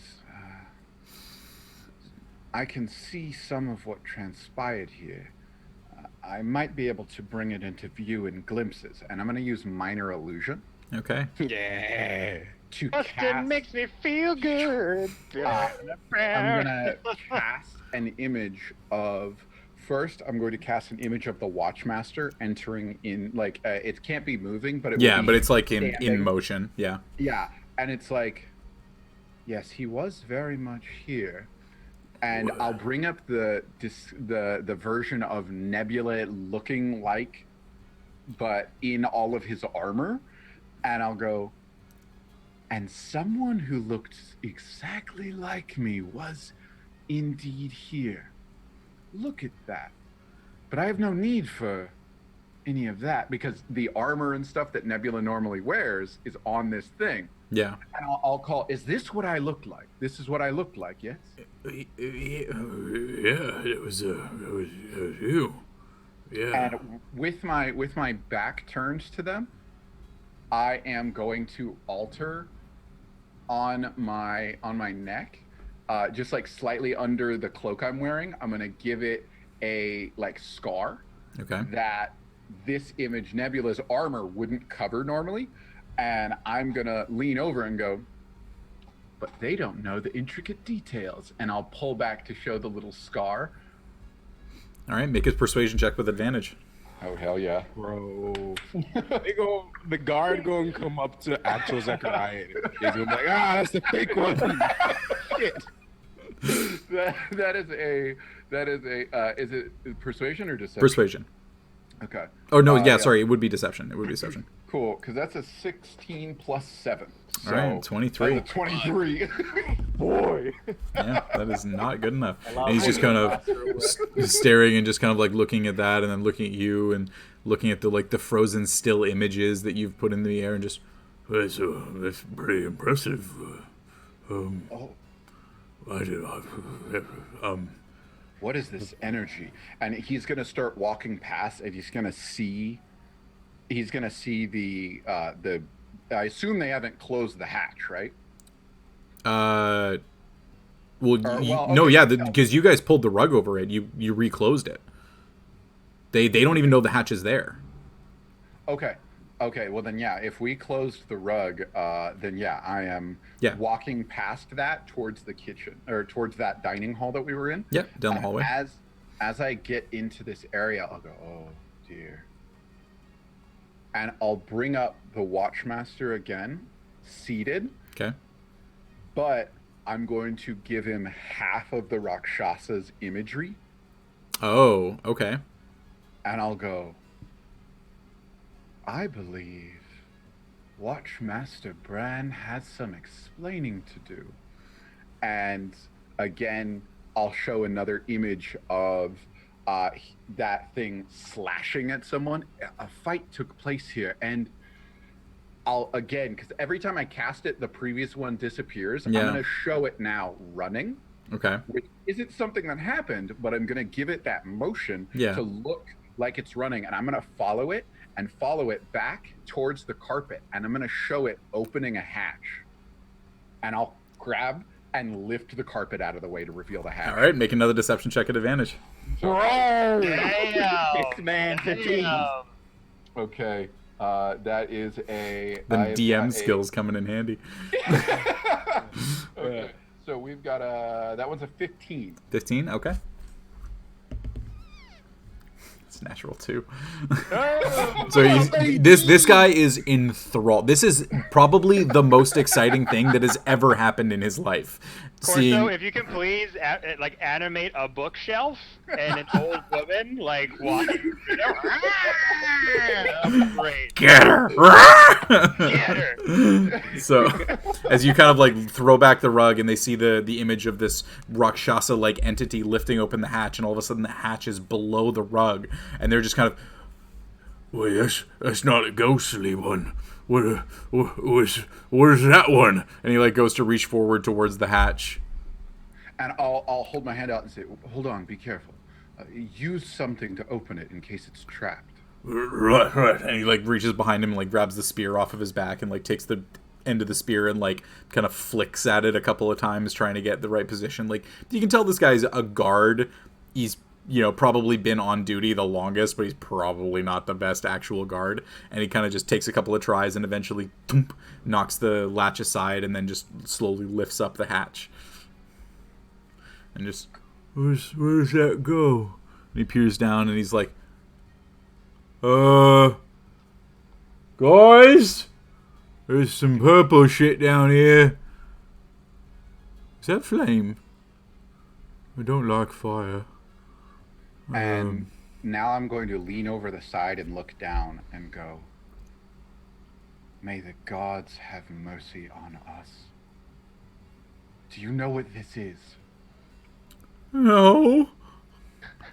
And he's going to look down and go, we are in grave danger. This is a sacrificial core. It's too much. Get the Sarosa! And you hear his voice cracking a bunch as a bunch of people are in the room, clearly skittish over what the fuck is happening.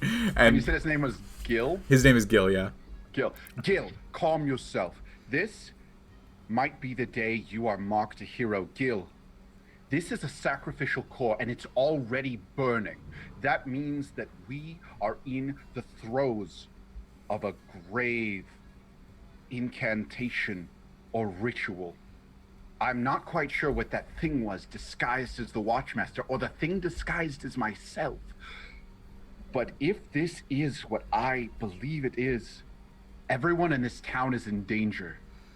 Yeah, Gil, I get it. Let me get. And you hear his. You may be able to help me disarm this, but in the event that we are not powerful enough to do so, Gil, if you cannot get the people out of this city,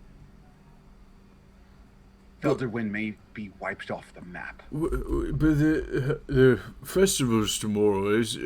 We can't stop that. We've Yes, Gil. But- A festival that gathers people while a ritualistic sacrificial core is burning. I wonder what timing that is, Gil.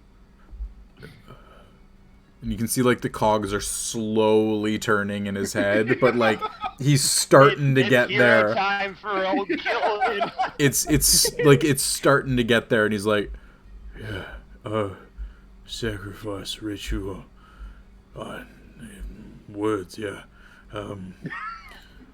Gil, do you have a family? Fucking Gil. Maybe someday. Not now. Well, Gil, that maybe someday might become a never if this continues. I want you to imagine that future, Gil. I want you to imagine whoever that lucky person is and whatever lucky family that you get to raise up here, Gil, in a not sacrificed town. And I want you to picture that. And then for dramatic effect, I want you to picture them burning in the fiery pits of hell. I don't want that. Okay. Yes, I don't want to No, envision that. I don't know. That's not okay. I really don't want that. Okay. We need to go to the Sarosta. We gotta explain to him the situation, and we've gotta get something done. Take a small party and escort me to the Starosta. I can explain this in magical terms, but Gil, I need you to focus on getting the people as far away from this core as possible. If you can, you know what? Here, put it on me.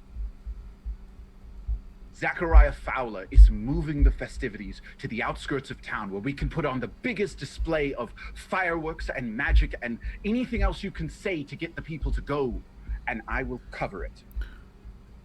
We need the festival to happen beyond the reaches of town.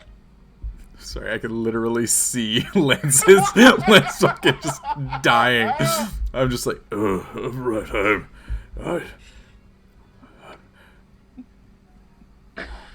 No, I can't do that. It's too much for me, but I can put you in touch with Sarosta, and he can make a call.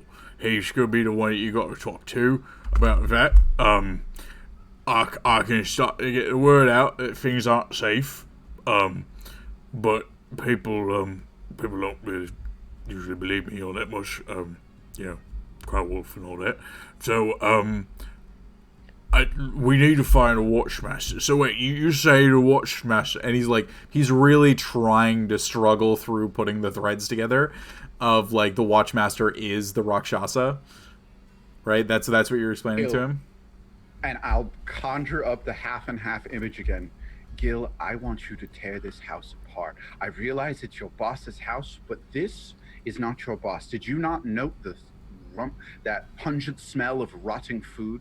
No one has been here in quite some time, Gil. No one living. Right. Okay. I can help. I can bring it up to the Sarosta, and then you can plead your case to him, and he's got to be the one that you that gives the direction. I can't just stop telling people to go to the outskirts of the city. People call me a nutter and take away my spear. I can't do that. But I can at least believe and support you in explaining to Mr. Wisfithin that this happened and it needs to be resolved and people need to get the fuck out. How's that? Gil, lead the way and make it quick. Double time. And you see him kind of like shift his belly over a little bit and like start to make his way, trudging towards the door and make his way sideways through. And Phelan, you see them start to come outside, and the guy who went in there with him, you heard some of the commotion coming from inside. He comes out and he is sheet white. He is like super not okay with what took place in that house. There's a couple of the guards that are coming out that are like really struggling to hold their spears steady. Like things are going weird, and and you just see Nebula coming out and just like looking the part, acting the part. Everything looks exactly as you would expect it to be. Did you want to announce yourself at all, or do you just want to leave this and let him do his thing? I am actually going to do some nice and spicy. All right, what are you going to do? As Would the guards at any point start doing an exchange or anything? Are any guards leaving by chance? I would be waiting for a chance of at least one of them to go on another mission or do something else or check on something else, and see if that does happen. If not, I'll wait until somebody leaves. So, or a guard passes by. Yeah, so from what you can see, the guards mostly seem to be following Nebula's lead, making their way with him, following this individual Gil towards the Starosta's Manor, which you know is the villa that's kind of in the center, northern side of town, or center north side of town. Beyond that, the couple that are remaining there are like closing the doors before they leave, essentially. Before they leave, just so I can.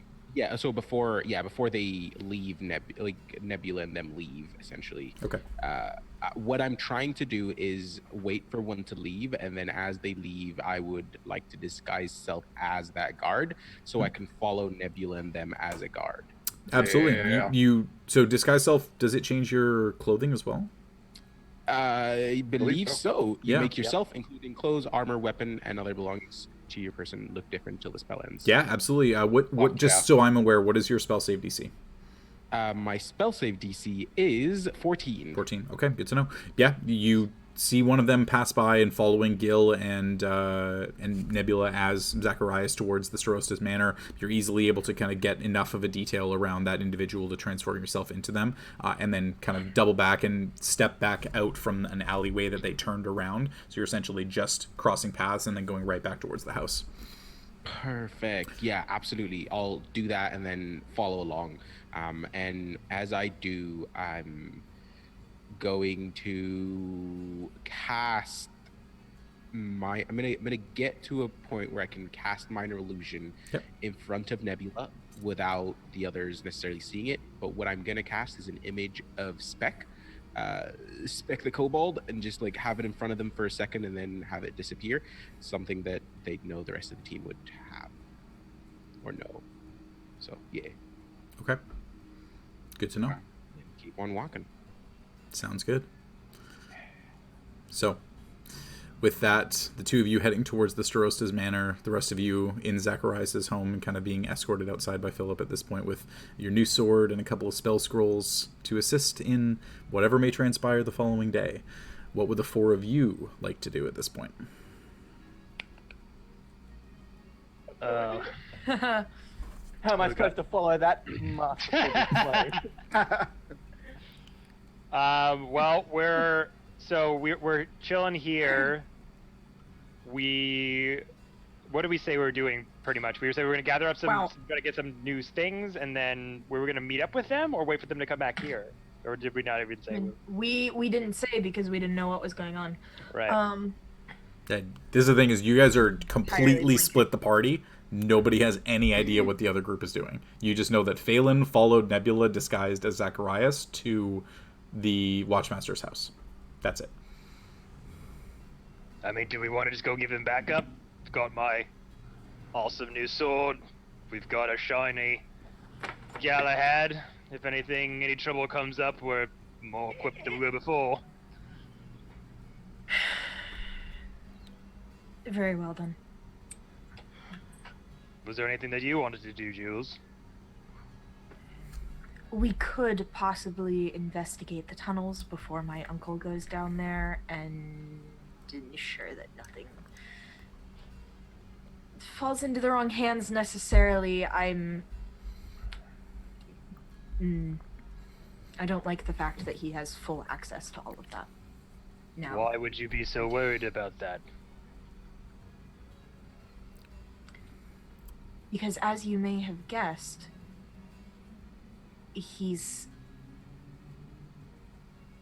none of my family is not willing to hurt others to get ahead. That's in fact strongly impressed upon us as children. None of us are good people. None of us were raised to be good people. And I can guarantee you that if there is something down there that is going to do a lot of damage, he's not going to care. Do you think he'd sacrifice all of us to get these items if they are as valuable as you say? I wouldn't put it past him. Is this a part of your process that you talked about before? Your trials? What do you mean? Well, you came here because you said your uncle had sent you information that you had to pass some tests, correct? Roughly, basically, yeah. And you don't know what these tests could be, or what they might entail. The test is handling this situation. And would one of those situations be side with the family or with your friends? Yeah, probably. And what side do you want to stand on?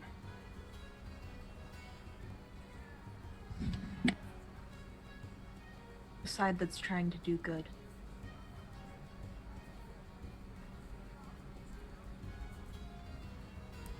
And that's not my family.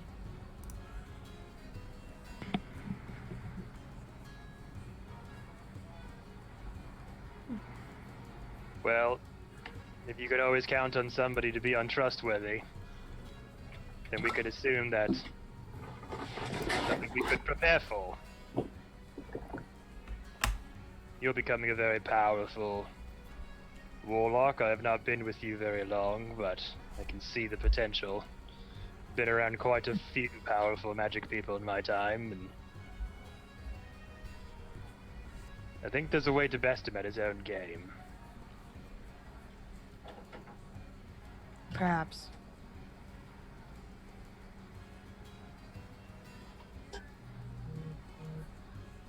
Alright. Well, what do the rest of you want to do? No. So you guys do know one thing I did forget to mention, sorry, is when you were asking about like kind of trinket shops and things, there isn't anything in the way of like armor smiths. What the fuck? New quest received. Yeah, that's literally what that sound was. There isn't anything in the way of like armor smiths, but there is two kind of odds and ends shops. There's a place called the Quill and Bone, kind of odds and ends shops for supplies, you know, pretty standard adventuring gear. And then there's a second place called Tick and Tack for Toes, clothing and garment shop that specializes in tack for horses and working animals.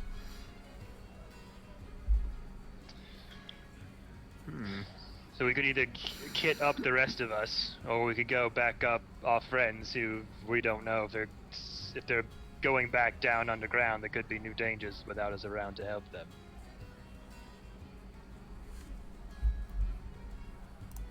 Sorry, can somebody catch me up on what happened the last minute? My little brother was pestering me. It's all good. Basically, there were two shops that Zacharias did explain to you guys. They're not weaponsmiths or armorsmiths, but they're more just kind of like general stores. There's one called the Quill and Bone, which is, you know, pretty standard gear shop, and the second one that's like a clothing and garment shop called Tick and Tack for Toes. Outside of that, it's more around just kind of figuring out what direction you guys want to go. Okay. Well, I don't think it would be wise for us to do any sort of exploring beneath the city until we group back up with Nebula and Phelan, so why don't we hit the stores?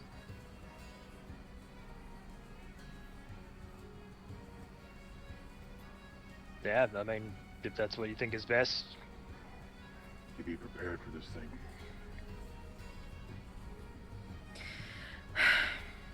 Alright then. Shall we? Alright. All right, so heading out into the bustling city, a lot of people still looking very chipper and happy, pulling carts of assorted fruit and vegetables. Some of the meat's getting smoked, and the smells starting to waft through the air as the afternoon starts to get on. Everybody happy and smiling, and music starting to play, and the four of you somberly walking through the streets, kind of knowing what is potentially going to happen tomorrow. So we'll jump back to Nebula and Phelan. So Nebula with with Gil leading the way towards the Starosta's villa. It takes a good another 20, 25 minutes or so to be able to walk there on foot at a little bit of a chuffed pace. But eventually you do come up to the villa itself, and you haven't really set foot inside it so far. Phelan, you've seen this, so you kind of know what to expect, but... Making your way through the city, you come upon the large villa that you had passed by multiple times previously. Hanging above a pair of large double doors is the square iron crest depicting a bundle of wheat tied off by sturdy ropes, with a pair of horses rearing up, front legs and hooves raised on either side. A pair of Crown's Guard and accompanying Righteous Brand soldiers are stationed outside, spears and bows resting against the building as assorted citizens pass through the doors unimpeded. Stepping in, the main hall is simple. Long tables with oil lamps on wood floors, with only 3 visible doors, one on each side, and another at the far end of the room. And there's a small queue of people standing in a haphazard line outside the closed door on the opposite side, with a single Crown's Guard seated outside it, spear set beside his chair. And Gil kind of leads the way into the villa, into the main hall, and just... let me go talk to him and see if we can get us an audience with the Sarosta. Hold on. And he starts to make his way across the room, leans down and starts chatting towards the guard there, and you see him like kind of look up with a bit of a quizzical look and lean over to the side behind the kind of rotund Gil, and then just look back at you and then look back up at him, and just puts up a finger to wait for a second. About a minute or so passes. A couple of the Crown's Guard that have followed in with you have started to file into the hall, and they've taken seats at some of the tables. There's big pitchers of water, bits of bread and fresh fruit and things, and they just start picking at it a little bit. Definitely a little shaky hands as they're like taking grapes and stuff up to their mouths, clearly trying to come down from what they had just seen and getting all the way over here in such a hurry. But about a minute or so passes by, and the door opens, and a younger halfling man steps out, smiling, pocketing what looks to be a satchel of coins of some kind. And in the doorway stands a surprisingly tall halfling. Starosta Whisperthin was the name that you got from Gil. Frame matches his name nicely. Very slender, elongated face with sharp-tipped ears. Sets him a good 4 to 6 inches taller than nearly any other halfling you've seen. Orange blonde hair cut haphazardly atop his head, long sideburns growing thick down to his jawline. He's got a white sash wrapped around his neck, forming a bun in the front, and wears a big navy blue overcoat, matching pants, and then a gold breast pin of the same sigil you saw outside over his heart. And he steps outside and kind of looks over at Gil, and looks at the man who's seated beside him and just kind of like gestures up of like, I don't really know what's going on. And then Gil, you hear him just start under his breath and explaining what the situation is, and the Starosta just looking at him and look growing a little bit more incredulous, as then eventually just puts a hand up, and then Gil just that one over there. And he turns back and points over towards you on the far side of the room, and you see Whisperthin look over and just look at you, and his eyes just go wide. And then look back at Gil, and back at you, and kind of tightens his jacket up a little bit, and strides across the hall, and...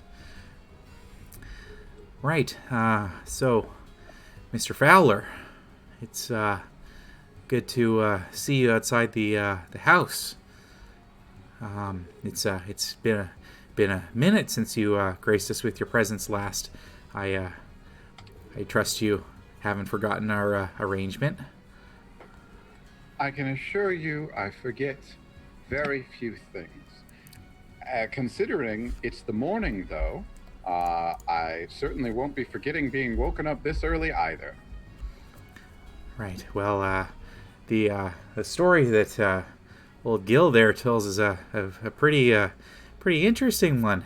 I don't really know what to make much of it, but he said that apparently you can maybe shed some light on some more details than what he remembers. He seemed a little skittish, kind of like when he ran into that wolf a couple of years ago. So, what exactly happened? Where's my watchmaster? He was sick today, and well, at least he said he was fallen ill, and now he's suddenly gone. What's going on? Well, it would appear sick is an understatement. And I'll cast Divine Sense again. Okay.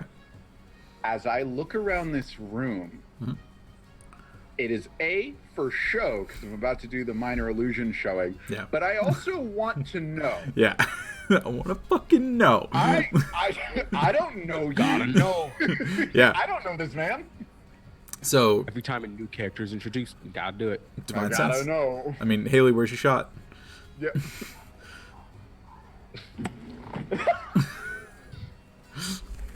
So, you looking around the room and especially getting a good gander and kind of looking and doing that intense stare into Starosta Whisperthin as you did with the Watchmaster. He is definitely a halfling. Nothing about this man in any way, shape, or form screams anything on Divine Sense. Looking around the room and trying to get a feel for anything, from what you can see, everything in the room looks pretty normal. There's, a fair amount of just produce and goods that are kind of lining the sides of the hall. You can see there's a lot of loose papers that are strewn across a couple of desks. A few people hurriedly scribbling a couple of notes on them. For the most part, all intents and purposes, this seems like a pretty standard villa. So. You muted, Gosa. Oh, you're muted. And Phelan's outed himself to me, right, as to which guard he is? Correct. Absolutely. Cool. Yeah, Nebula as the Zacharias Fowler is going to say, yes, I can show you, but perhaps a little more privately, as it would perhaps be a little frightening for the rest to see. Unless that's what you'd like in this room. No, I think that's a pretty good idea. Let's go ahead and head into my office here. Just hold on a second. Everyone, I apologize. My tummy's rumbling. My friend brought me a nice lunch, so we're gonna take a little bit of a break. I would very much like to meet all the rest of you in the afternoon. Just give me. He looks at you. 30 minutes. 30 minutes. We'll say just give me a little bit of a break to have some lunch, and then I'll come back and help out with everything that you need before the big festival tomorrow. Very excited. It's going to be a fantastic one. All right, so. And he leads the way over to his office. Don't you know? Oh, don't you know there, dearie. Yeah. So, the room itself, as he kind of opens the door and steps inside, is simple. Very, very cluttered. Moderately sized wooden desk, piled high with loose scrolls, rolled parchment, what seems to be a constant layer of dust kind of floating through the air, little bits of wheat kind of flying in on the wind through an open window. A few small portraits of a younger version of the man before you dot the walls, though not much else of any real distinction visible. All right, so you got something a little scary to show me. Let's have a gander. And I will minor illusion the half Watchmaster, half Rakshasa image. Oh fuck! That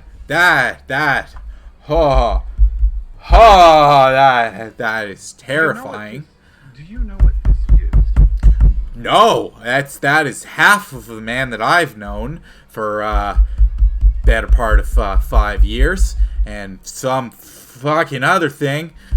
What is that? This is a Rakshasa, an agent of hell. Read yourself a good book about the underworlds, and you'll find them littered with this thing.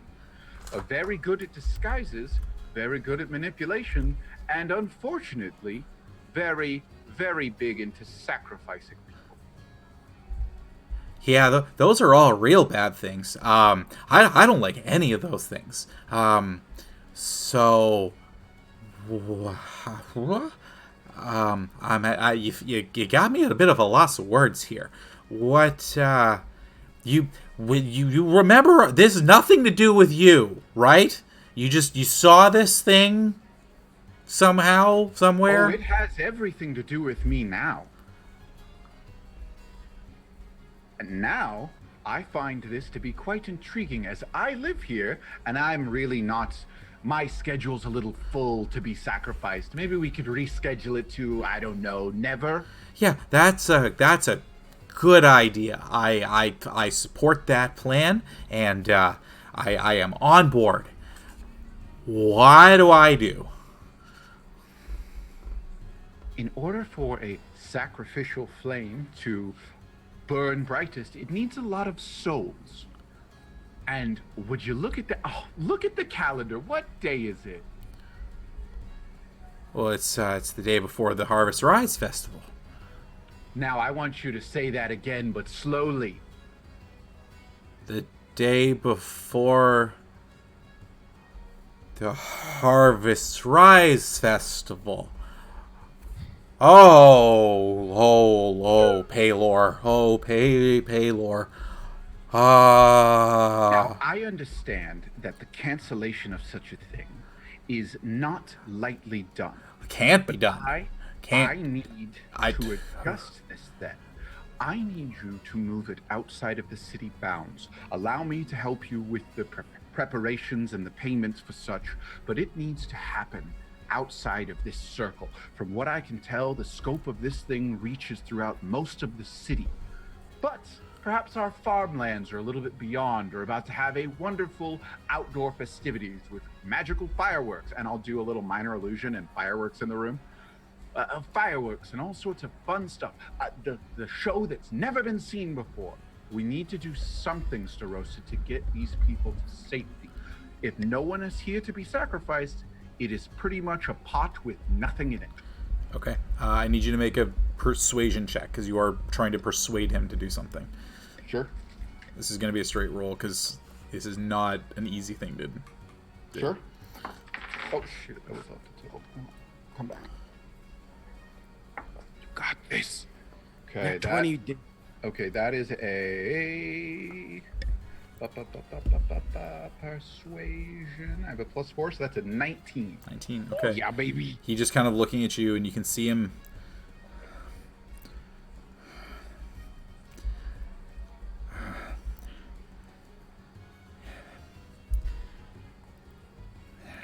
And he's really struggling with it, and you just kind of see, and just, all right.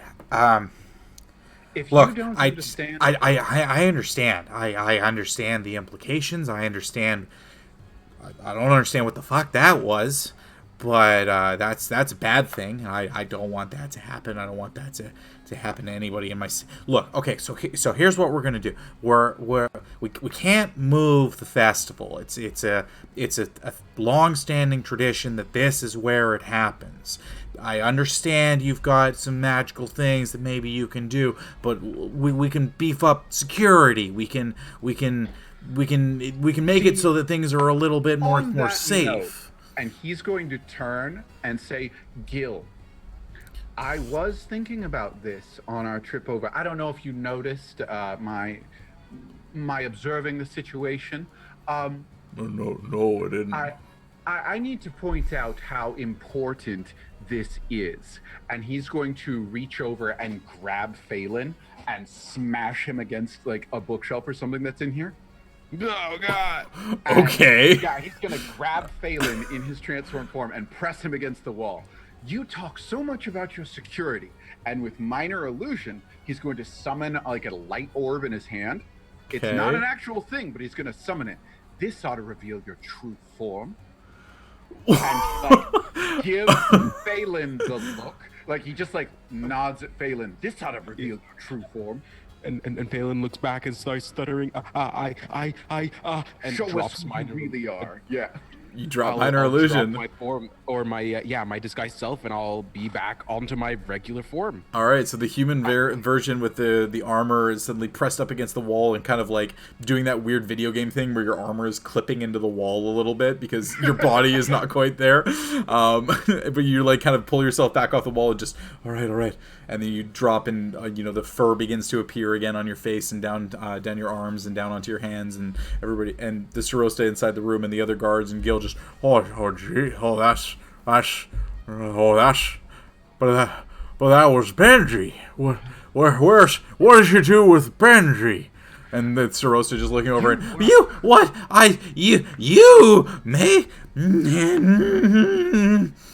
You work for Watchmaster Bran, or whatever that thing is. Sorry, Watchmaster, it's not Bran here, it's Watchmaster Pedersen. You work for Watchmaster Pedersen here, don't you? Or whatever that thing really is.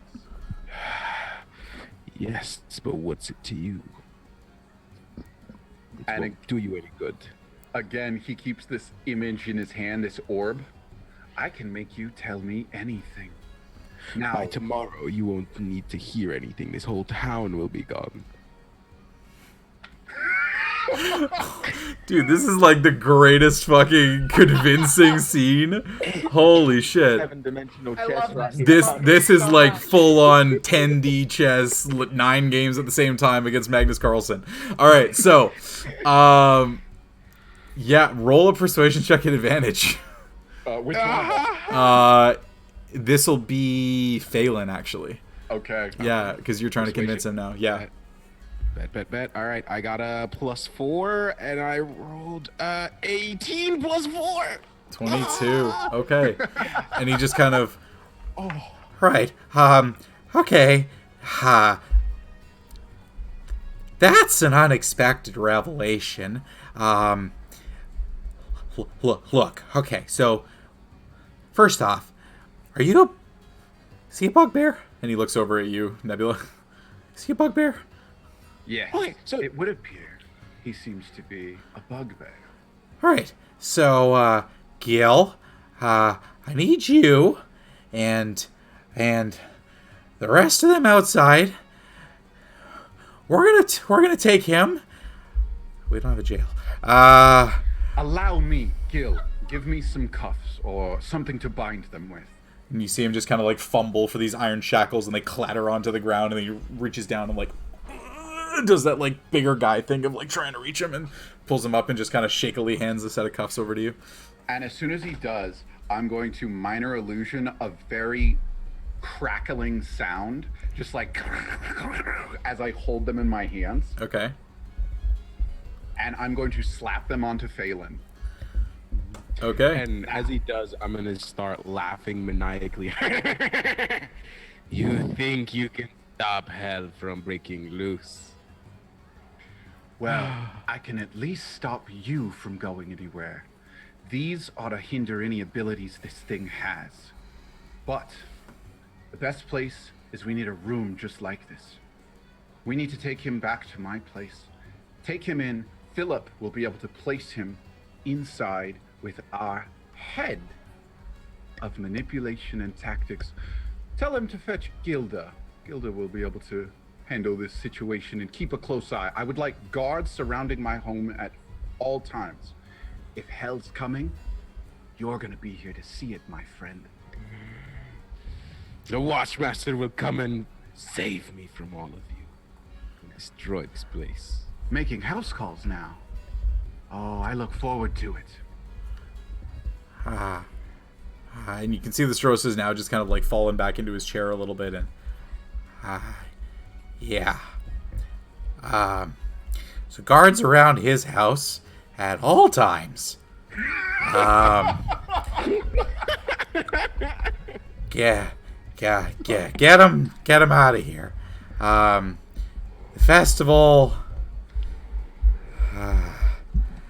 Look. Okay.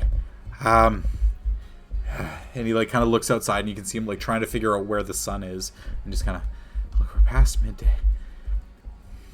Okay. Oh, we're asking Santa to delay Christmas right now. It's fine. Okay. Well, look,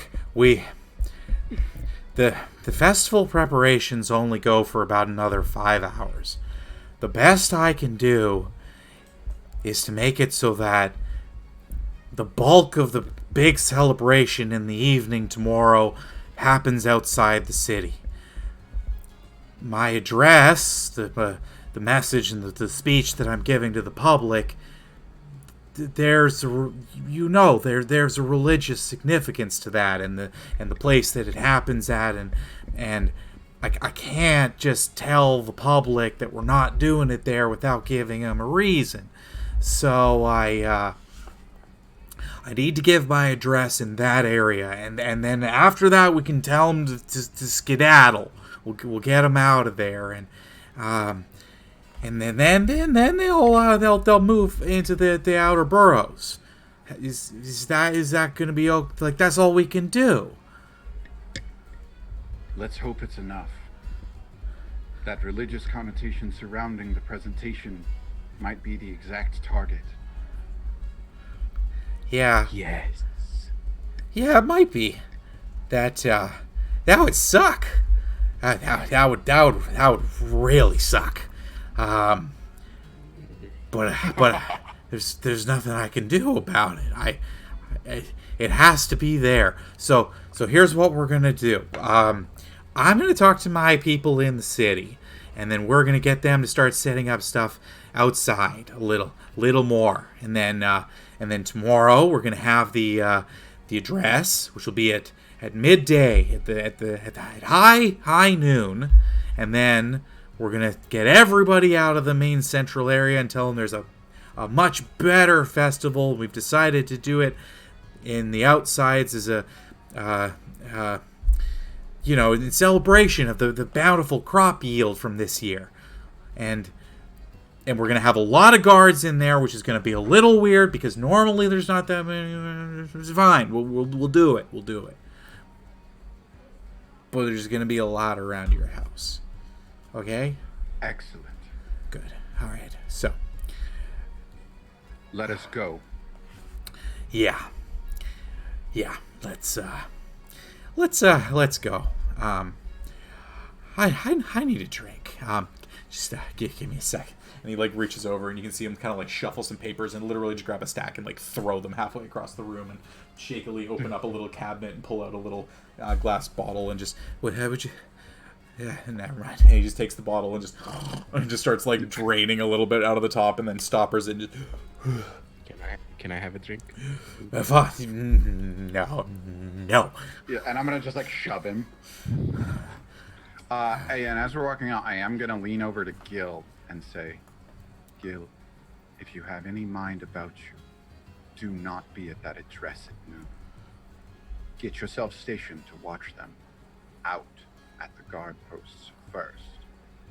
I had the day off tomorrow, so I was just gonna go and watch the address. And it sounds like you're going to enjoy a nice vacation a day's ride away. Yeah, that Find that family of yours, Gil. Yeah, maybe that's what I'll do for the day. Okay. Okay, bye. And then he just starts to make his way up towards the door of the villa. Guards and Phelan into heading for the house. All right, so you guys starting to make your way back in and around the area. So what we'll do here, Nebula and Margot, roll a d20 for me.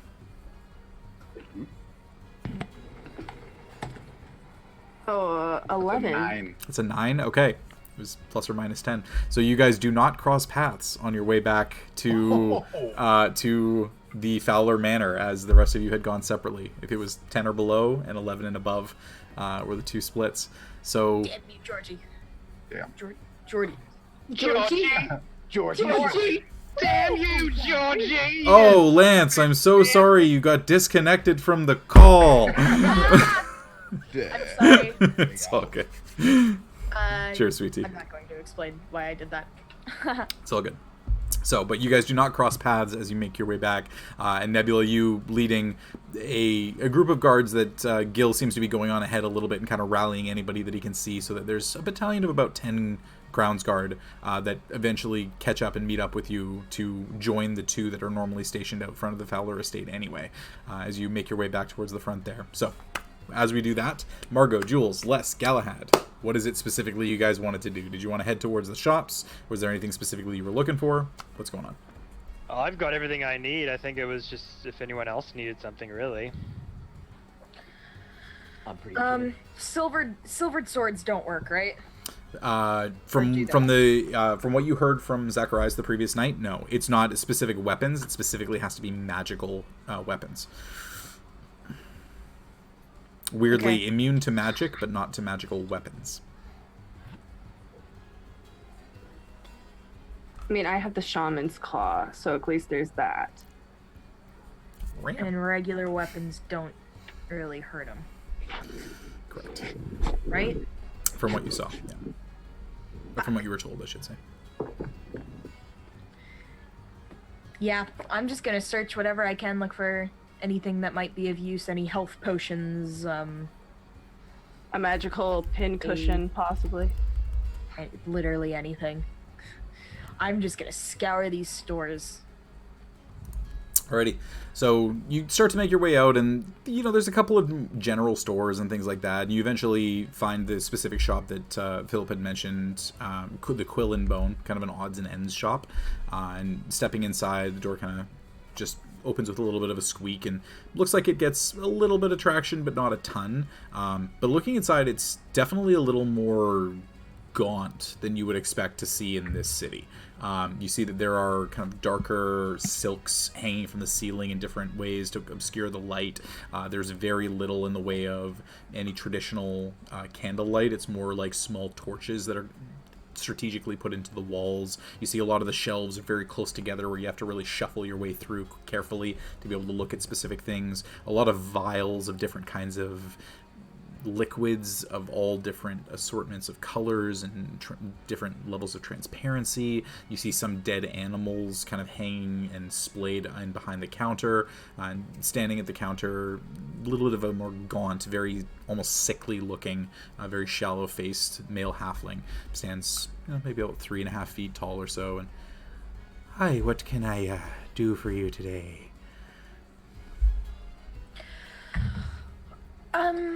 We're looking for anything that you have that has any sort of magical properties to it. Oh, magical properties. Right, I can definitely help out with that. What are you looking for specifically? Is there anything you wanted to imbue upon yourself or a significant other by chance? Jules will kind of lean in close and whisper to him, I'm actually looking for magically imbued weapons. Fresh out of those, I'm afraid. Perhaps a nice dried newt for you today. But if you're looking for actual magical things, I assume you bring... And he kind of shifts his eyes between all of you, and especially looking up at Galahad. The coin to pay for them. Maybe not. It depends on what you have and if it's worth any sort of value. Margot not mentioning the platinum that nobody questioned her taking. Shh, don't say it. Shut up. So, you're not from around here, are you? What would make you say that? Well, the fact that there's a giant fucking fish man behind you and a big piece of walking armor over there. I want to lean over to Jules and be like, I don't think I would take anything in liquid form from this man, this person. Just very suspicious. Oh shit. It's a natural 19 perception check, and he's just going to lean over and go, oh, don't worry, big man. I got things that'll make you the talk of the town. I got some suppositories if those interest you. May I roll an insight check on this motherfucker? Yeah, go for it. I want to buy Who says it's got to be liquids only? There's 19 plus 2, so a 21. 21. And you're just trying to like get his general vibe, basically. Yeah, just trying to make sure that I understand his intentions. Okay, here. so yeah, he's just a creepy fucking dude. Like, the stuff that's inside the shop is clearly put here, and the shop itself is built by somebody who like understands that it's meant to unnerve anybody that actually walks through the door, so it scares away the regular people that would just walk in, trying to buy like, a torch or a piece of rope or something like that. There's other shops that people can do those kind of things. This is definitely more the odd eccentricities and kind of more potentially interesting things that come through. as you're kind of looking at him as well with the 21 on an insight check too, you start to look behind and you notice that in and amongst the dead animals and like the carcasses that have kind of inflated a little bit in behind the counter, there are a series of vials and liquids inside actually do look a little familiar. There are some that look like they could potentially be health potions. The lighting is a little bit on the weird side. But he does at least seem to have some kind of herbalist things that might actually be of use, but he's definitely wanting to check and make sure that you are on the up and up. You have coin, you are actually interested, and you're not just some, person who's in here to rob him or something. Got it. Yeah. I'll pull out my little coin pouch and Relent. I brought some money. I see you have some potions. You got a fine eye there, I see. Well, Potion seller. Going into battle. I require you going into potions. Potion seller. So, look, it's not cheap. I mean, first off, you're gonna have gold.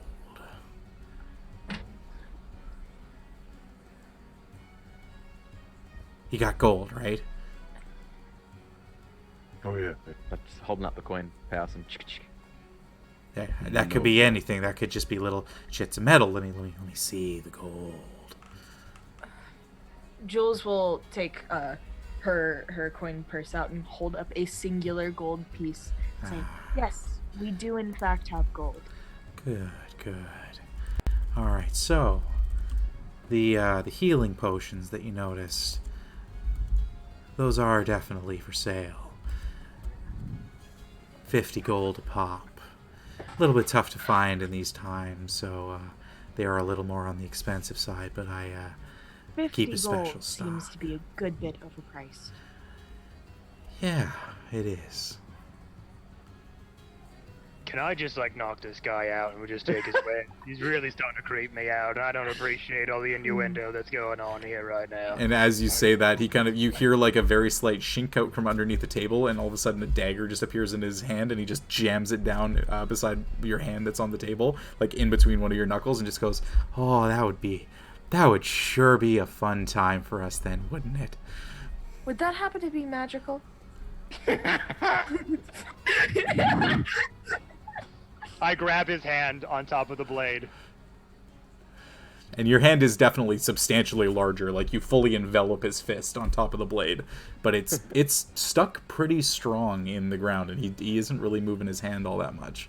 Can I look at the blade, and with my sort of background with Arcana here, like I did with the sword, can I try to see if it's magical in any way? Yeah, you and Jules can both do that. You've got kind of a good look at it. Roll Arcana checks for me. Please. I'm gonna joker this fool with a pencil real soon. That's a 19 plus 7 for a 26. Oh, Jesus. 2 19s in a row. That's Pretty crazy. Yeah, I got got a pretty good boost to Arcana. a 13 plus 3, so 16. 16, okay. Looking at the blade, your fist kind of covers it. You're not really able to see it all that well, but you kind of duck down a little bit, and the blade itself looks pretty nice. Jules, you being a little bit lower and you looking underneath Les's fist before he reaches over and grab it. You just call me short? No. deal with it. But you look in at the blade, and you do notice that there are runic carvings on the side of the blade and on the hilt itself that would definitely lend itself to being some kind of a magical effect associated with the blade. You're not entirely sure what it is, because you'd have to inspect it better, but on a 26, it's definitely magical. Jules is just gonna walk up to Les and place her hand on his shoulder and say, "Now let's just calm down for a moment. How much for the dagger?" You can see him genuinely taken aback by you even asking that question.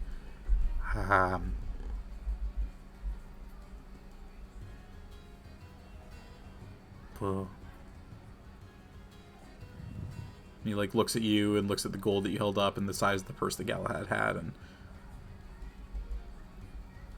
2,500. What the heck? 2,500. Now, you have to know that that's being a bit overzealous, wouldn't you say? Is it?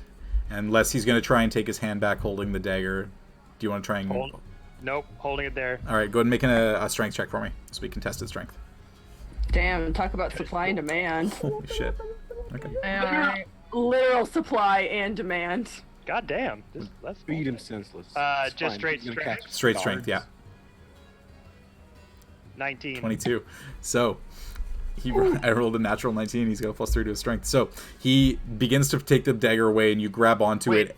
You rolled a natural 19? Oh, shit. Yeah, +3. Yeah. So he begins to take the dagger away, and you kind of like, you're used to being the stronger person in most situations, and especially against a halfling. And then with a surprising amount of strength, you can see the bicep just kind of like, not tear his shirt, but like you can see it start to actively move inside his shirt. He just rips the dagger back, and then immediately directly beside your head just throws it right beside you. And as he does, you feel the air start to crackle beside you, and then you just hear a like a lightning strike directly beside your head, and you're temporarily just dazed, and you turn around and look, and all three of you see a bolt of lightning cut across the room and embed itself into the opposite wall. Is that all that it does? Or does it do more? It's quite a useful effect. Les? He throws the dagger, it goes by my head and into the wall behind me. Correct. The dagger itself vanishes, and a bolt of lightning appears instead, and then all of a sudden it impacts against the far wall.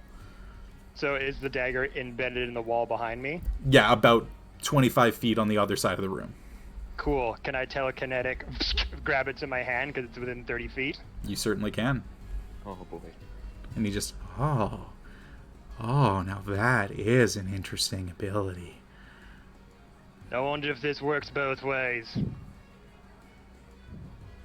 I'm a little bit of a shaky aim though, so it might just hit your head. Oh, that's fine. Go ahead.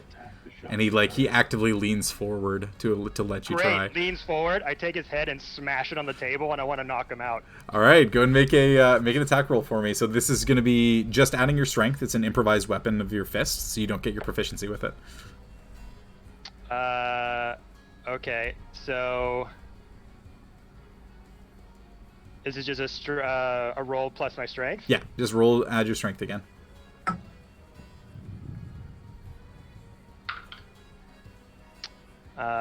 15. 15 misses. You go to reach the top of his head, and with surprising agility, he immediately counters, and your hand kind of touches the top of his head, and you go to make the smash down onto the ground, and he just takes your hand and smashes it into the table as hard as he can. He's going to try and make a counterattack against you. That is a 21 to hit. What's your AC? I'm going to use my shield reaction. Yeah. Burn all those abilities. Let's go. Die. God damn it! I didn't expect this mini boss fight, I'm not gonna lie. I was not anticipating this today! It was 10. So I reduced the damage. The attack still hits, but I reduced the damage by 13. Okay. You reduced the damage by 13? Yep. Holy shit. A d20 plus my intelligence modifier. And I want a gust of wind him to the wall. Gust of wind is not strong enough to do that. So it pushes someone 10 feet back. Oh, does it? Yeah. Oh, okay. All right. So he grabs your hand and slams it into the table, and Jules, Margot, and Galahad, you guys are like all of a sudden realizing Les grabbed the dagger, goes to slam his head, he counters it, slams his fist into the table, and Les, like, the pain radiates up your arm. The shield does prevent all of the damage. You don't actually take anything from it. But he is just smiling and just staring intently at you as your fist has essentially gone through the countertop, and you pull it back out and splinters are kind of embedded in your hand, and all of a sudden you throw out your gust of wind, or your gust. So does he make a strength saving throw? What happens? So he's got to make a strength saving throw. Okay, what's your DC? Or be pushed 15 feet away. So the DC is doop-a-doop-a-doo. I'm trying to find that. I'm not a 8. spellcaster. I think it's 8 plus your proficiency plus. Well, no, because he's a Triton. I don't know what is his. I think it's. My I think it's Psy charisma. Warrior abilities are all intelligence based, so for all intents and purposes, that would be my. No, it's spellcaster. not, because this is a specific Triton thing. It says your spellcasting ability modifier for this, Triton Gust of Wind. It doesn't say that anywhere for me, so I don't know how to determine it right now. I assumed it was something to do with intelligence, but No, it says it on it, so it's not actually on the spell. It's on Triton. You can cast Gust of Wind starting at 5th. Charisma is your spellcasting ability. Yeah. So so 8 plus proficiency plus charisma. so it's just I have +0, so it's 8 plus 3. Okay, so 11. All right, so DC 11 strength save. Yeah, it's a natural 13. He's more than fine. He just kind of roots himself in place, and you can see him embed his fingers into the top of the counter and almost crack the top of the counter with his fingers as he holds himself in place against the gust, his hair starting to blow back a little bit. I run out of the shop with the dagger. We need this more than you! We're saving your life! Okay, I need you guys to roll initiative. Yeah. You can join me in the manor as arrested bitches. It's fine. Haha. Let's go! Yeah, it's fine. We're trying to fight a Rakshasa and you're over here over a dagger. Okay. I can't tell if Kevin's like, I made a mistake or I regret No, nothing. Kevin's loving this. He doesn't regret anything. So A little bit of column A, a little bit of column B. This escalated quickly. Yes, it did. This is not going a direction that I was expecting. I mean, considering I just got a 20 for initiative. So, initiative. Like the Rakshasa, this is the most powerful, evilest shop owner that anyone has ever fought. Shit. Okay. So 25 to 20. Margot, you had a 20? A 20. Okay. I also got a 20. Jules had a 20 as well. So Margot and Jules. I get to use my new warlock abilities. Yay! I mean, I could. Ooh. I could. There is an evil, backwards hand tiger that's trying to kill an entire town. This is the one goddamn magical weapon that we can find. Dude, I could. I'm torn. You have fucked me up, Kevin. I need you to know I legitimately don't know what to do right now. Okay, so Les, what was your initiative? 15. Okay, and Galahad? 13. Okay, so this is going to be Theater of the Mind, because I don't have a map for this. Yeah. So, okay, top of the round. You begin to bolt and turn your way towards the door as initiative starts at that point after you had cast your gust of wind spell. The shopkeeper, looking and seeing that be the case, the friendly demeanor vanishes instantly. And you see him just reach out and go, No. And he darts up and he jumps over the counter, lands on the other side, and runs past all of you. Can I use my reaction to attempt to hit him? Yes, you can. Yeah. Cool. So he would jump past you, Jules. So you would be the one person who would be able to get an attack of opportunity. Okay, and I can't use spells for attack of opportunity unless I'm a... Unless you have a Warcaster, yeah. Yeah, so I'll just draw my fucking short sword and try and whack him. Okay, go for it. That is a 2 + 2. 4. That is gonna miss. So he just darts past, and you see him with incredible agility duck underneath the blade that you're almost struggling to pull it out of its sheath. It's been used that often, and it takes a second, and you just kind of like shit, and then you shing, and you realize, oh, he's already 10 feet past me. But you're holding a short sword now, so got a sword. And he darts around and kind of ducks around beside and behind Les, and with his back leg kicks the door closed from the inside. And you can see that he reaches up and just locks the door, and then faces off against you, Les. Les, this is going to be a series of strikes against you. All right, let's see what happens. That's going to be a 17 to hit. 17's my AC. Okay, so that'll hit. Second attack is... Oh, yeah, that's a 21 to hit. So 2 hits. And he is making... Actually, no. Sorry. We're going to do the damage on the first attack first. So it's going to be 5 points of bludgeoning damage as he punches you. And I need you to make a Constitution saving throw. Hit.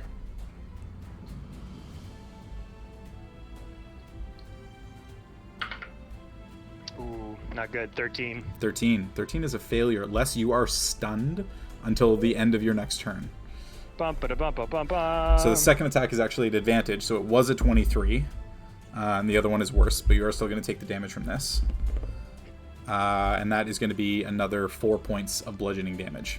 As the first palm impacts against the center of your sternum, and you just feel a crack in your sternum, and then your body just seizes in place, and you find yourself struggling to breathe a little bit. And then the second strike just impacts lower on your solar plexus, and you double forward, and you're still holding yourself, but the dagger is clutched in your hand, and he just reaches up and goes, "I'll take that," and then takes the dagger out of your now stunned hand. You are unable to resist it. Of course. And he's now starts just flipping the dagger back and forth between his hands. So, can we call this over? You did try to take something from my shop without paying for it, and this is what happens to people who try to do that.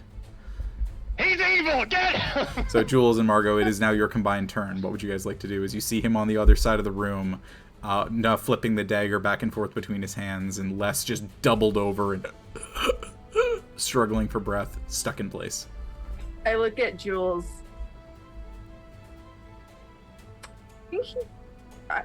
What? Do I do something about this?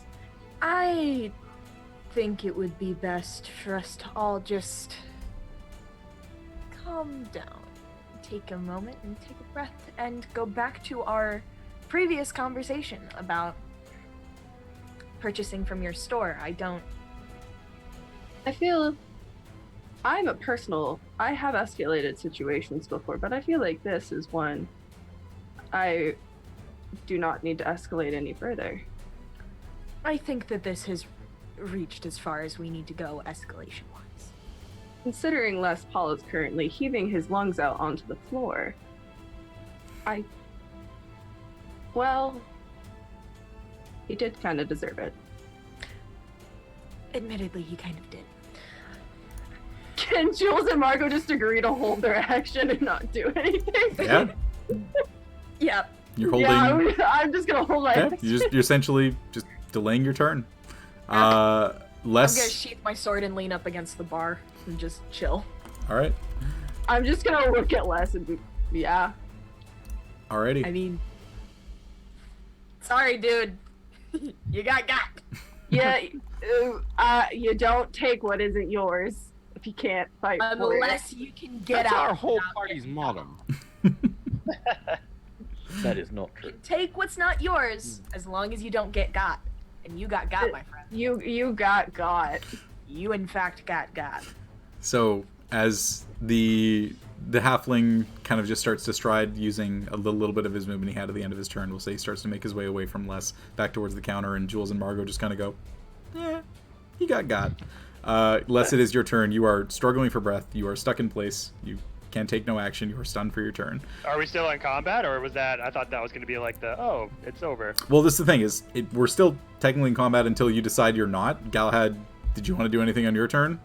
I'm just standing here with my coin pouch in my hand, looking incredibly confused, and there's no action being taken. All right. How did we get like this? We're civilized. I have like a gold coin in my hand. I'm just like.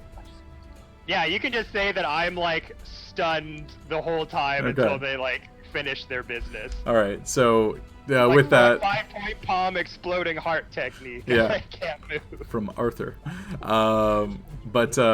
Yeah, he makes his way back over to the counter. He smells my hair as he punches me. He just makes his way back over to the counter and deftly leaps over the counter and back on the shopkeeper's side. You on the other side of the room, and just turned back, and he's just adopted that same smile that he had previously. And so, back to business then, shall we? Please. Right.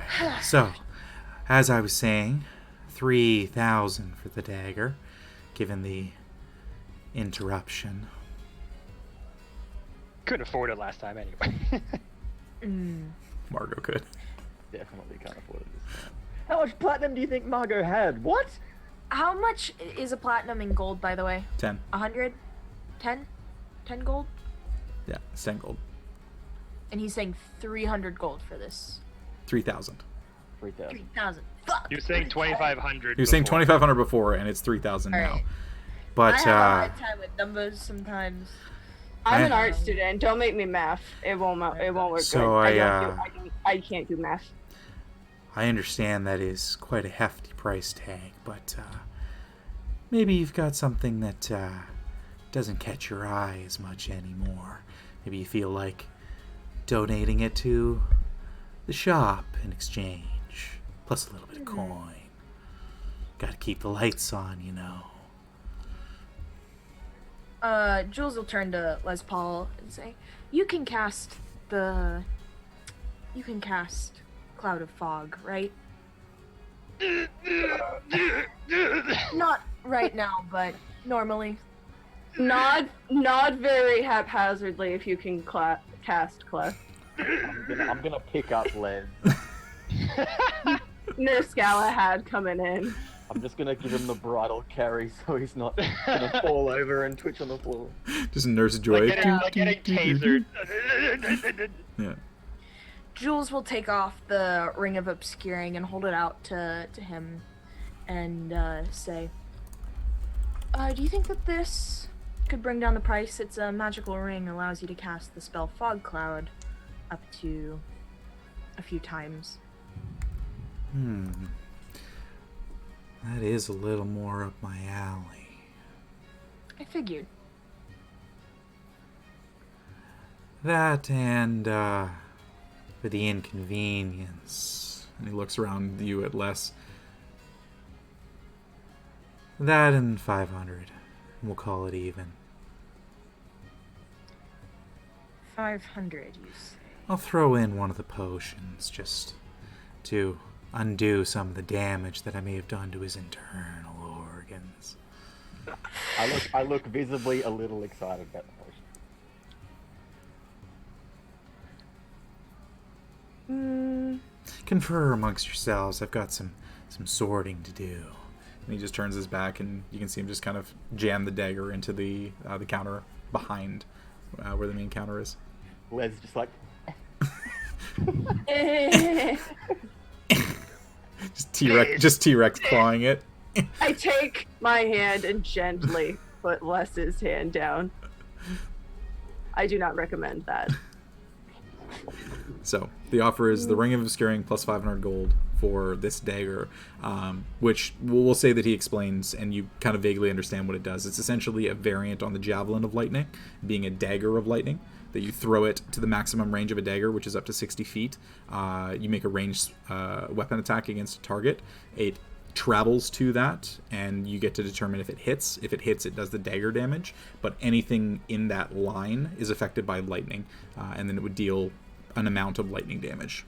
Oh, that's so cool. But you want the potion. I'm not saying I need the dagger.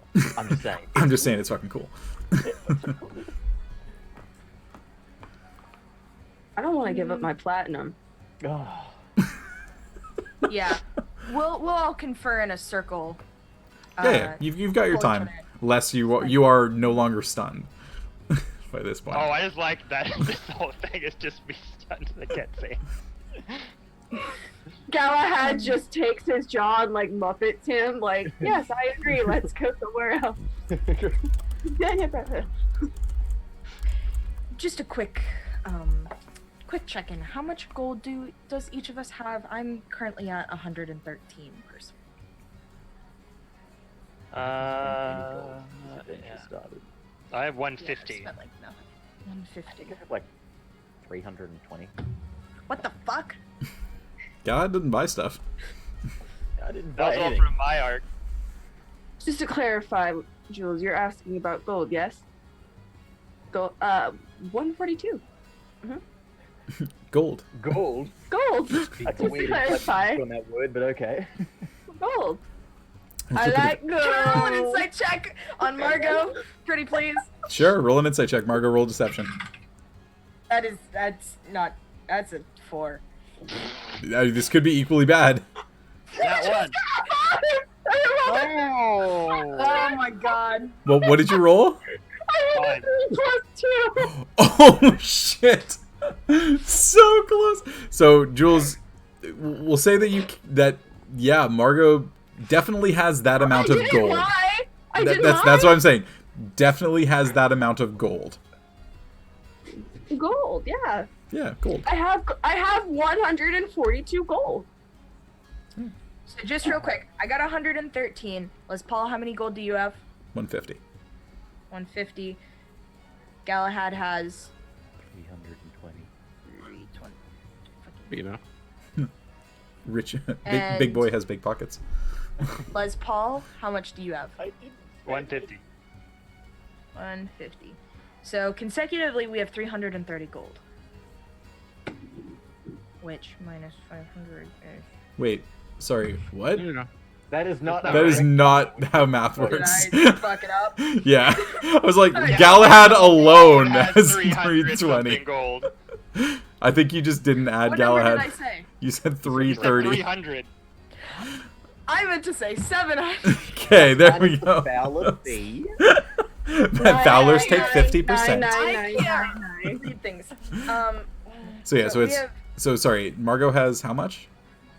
142 gold, yep. Okay, Jules has 113. 113. Gold So that's 155. Less is 150 is gold. 305, and Galahad is 320. Yeah, so you have 625 gold. Swear to God, Marco, I ain't giving a 625. fuck. Shit I at got 50. 700. Jordan. Jody, why did you say that Margot could afford it? She doesn't have. None of us have 2,000 gold. Marco What are you has talking about? platinum. Yeah, but Where it else? only equals to 100 gold, he said. So I thought it one was- platinum is 10 gold. Yeah, 10 Yeah. gold. It's not fucking enough to buy the thing. Well, sorry. much Sorry. Margot had that much gold. Traumatic At one character point. backstory. At one point I did, yes. You did. Oh, well, that's ridiculous. Margot the dragon had that much gold. I once had it all. I once had the Arkenstone. I had my diet for a while. I was running off of a dwarf diet. They're really hairy, I will say. Like, you had to peel them quite well. Me and Jordy have a long-standing history of me testing out his shopkeep NPCs. Oh yeah. God. I still think my favorite one was when Fender Strat decided that someone calling him short was good enough to break a bottle and slash his throat. And Wow. kill him. This was after he went to the forest and went crazy learning his new skills. Yeah, it was See, I fantastic. feel like at this point we have methods of de-escalation, but like smashing a bottle and slitting someone's throat. I He feel was a like bit crazy. Yeah. He was a bit crazy, so It's all good. different beast. Less is a different beast. Clearly. Honestly, Yeah. having someone be called short and try to kill someone sounds pretty standard for real life practice. It's true. is that how you Aussies act? Just clarifying. No, I've never. Is that how been you short people act? Anyway, so Is there anything else any of you guys wish to offer up that you haven't used? Any magic items of sorts that this shopkeeper may be interested in to lower the price some? I don't have anything. All I have is 320 gold. Apparently, that's going away too. It's okay. I'm sorry. I'm sorry that I'm not sorry. I'm sorry, but it's just business. I can't tell if I want to make a face that is very, yep, nope, that's all I got. You know what? Yeah, you know what? Make a wisdom saving throw for me. Okay. I can't decide if I want to help or I know, hinder I'm right now. helping. I'm helping to hinder. What's your roll? That's my first nat one on my lucky dice. Ooh. Okay. Boy. That was my first nat 1. I mean, I could add whatever modifier there, but that is a dirty, nasty, disgusting. What is nat your one. wisdom modifier? It's +1, right? I'm not very wise. Let's just put it that way. Yeah. So it's a 2. With how close you and Jules have gotten, and the threat that you know is there, you feel a strong compulsion that this might be a time to not hoard for one of the first times in your life. Oh, I'm going against my nature here. Mm-hmm. Jules. Jules. You see, I didn't lie when I said I had 142. That was quite the truth. But you remember the chest? And then everybody getting really distracted. Well, there was quite a bit of other shiny bits and baubles that no one laid claim to, and I thought it was best because I've done this before. It's quite a trick of the trade for me. I thought to keep them safeguarded. Okay. It's platinum. It's platinum. And you hear an audible intake of breath from behind the counter. I look shocked and disappointed. I am shocked and appalled at this decisive deceit. Like I said, I did not lie, but there are some times where holding your cards, in this case coin, I'm rolling is for disappointed. beneficial. 17. Don't do this no. to me. How much platinum?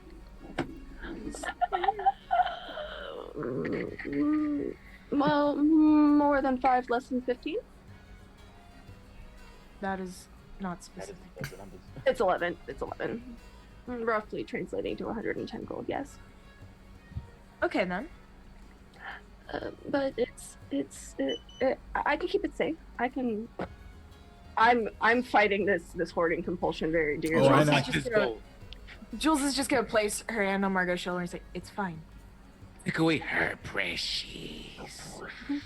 You see, what was more precious was the memories of Les Paul heaving on the floor, something that platinum will never buy.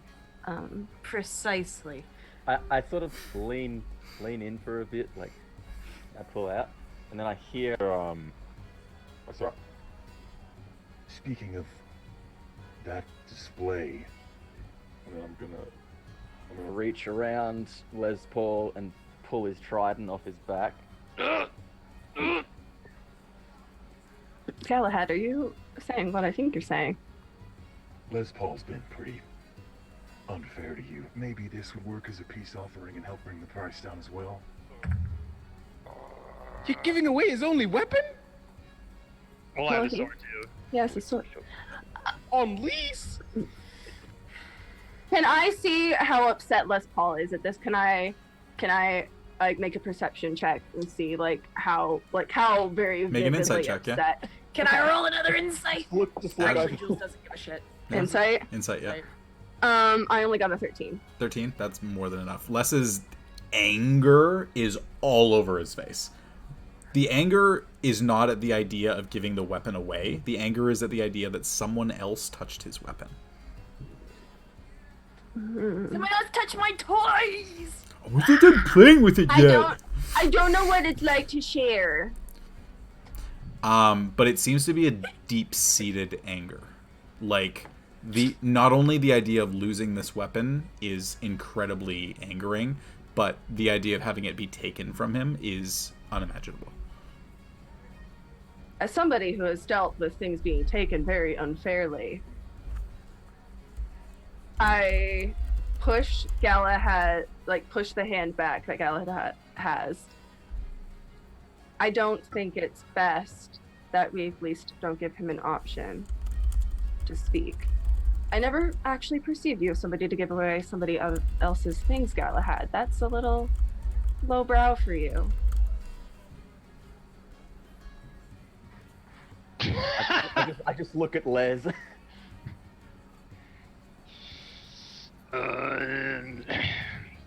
As I get breath back.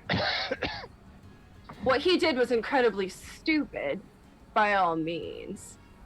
And I think he's learned that lesson, but giving away a weapon that could be very beneficial in the long run, trying to gain a weapon that could also be beneficial in the long run, I don't think necessarily stacks on helpfulness. In fact, it may even be worse than canceling each other out.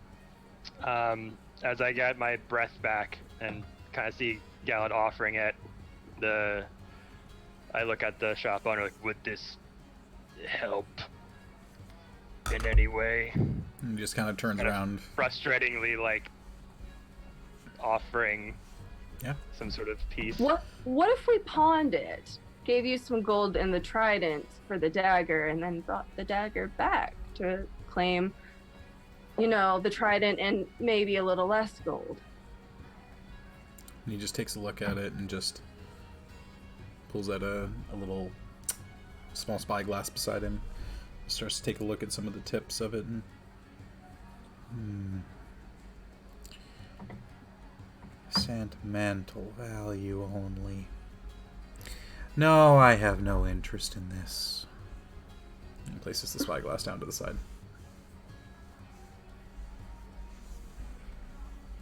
The ring and 500 gold, I mean, it would have just been the ring, but I don't take disrespect in my shop very lightly.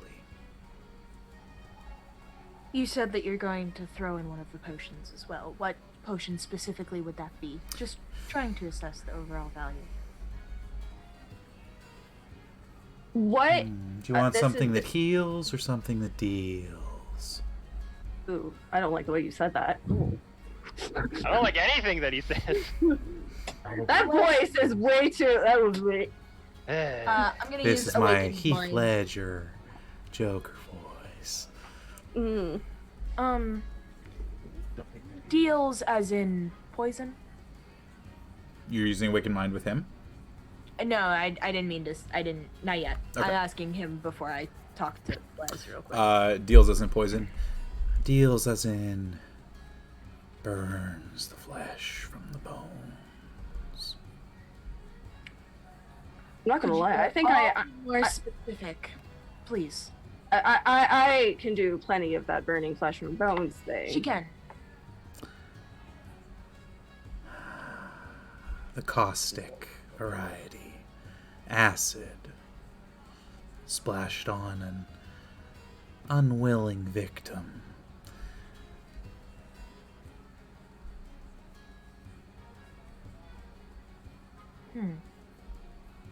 It's quite a potent This one. may be a long shot. I understand that the extra 500 is because Les Paul decided to be a massive dick and try to run away with the dagger that wasn't his. But what if we, respectful people who decided to back down from this fight, semi-respectable, we're glancing over that. People decided to back down from this fight because we didn't want to impede on your business. What if the dagger was coming to one of us and we just ignored his little foray? I'm trying to be charismatic and also incredibly I'm trying to be very charismatic. Make a persuasion check at disadvantage. I'm trying to do something with charisma. I did, in fact, try and tell him to calm down before he decided to act on his own. Yes, that's a 19. At disadvantage? At disadvantage? Yeah. Okay. May that statement give her regular? Oh no. Since I'm helping? No. Okay. This is not something that can be helped. This is the idea of Margot cannot be helped. Hold on. It was also given a D4 earlier in the chat. I saw that. So Were that you? was. I was. Hang on. She was, I can check that. right at the beginning. All right. Yeah. Let me double check. Hold on. Where's my channel redemption? Where the hell do I see those? Requests queue. That is a 17 on that one. D4 of inspiration from Galahad. Yeah. 17 at disadvantage. 17 at a disadvantage, 17 being the lower of the two. What do you mean from Galahad? What do you mean? You got a D4 as well from chat. Yeah. So he just kind of leans forward and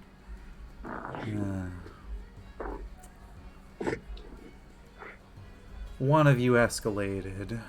3 of you didn't. 500. We respected your shop. 500 becomes 125. We'll call it that. Done. That's doable. The ring and 125. And your choice of potions. Singular. So. What's 125 divided by 4? Somebody please math for me. It is 25. 33-ish? Numbers. No, it's not. It's look. 31. 31. That's why I said it, because I wasn't gonna do it. Well, we'll call it 31 each. Okay. 31 gold? Yeah, I'll pay that. I'll pay that. All right. I'll pay that. Less. I'll pay Galahad. that. All right. You So, want me to put it down? handing over the Ring of Obscuring and 124 gold pieces, you would get the Dagger of Lightning and your choice of either a standard health potion, so 2d4 plus 2, or a vial of acid that can be thrown and deal 3d8 acid damage. Since I was the one that bartered, I want the dagger. I look... Jules, you're the diplomat, and I've been known to make rash decisions. Healing or dealing. Do we think that the acid damage will be able to damage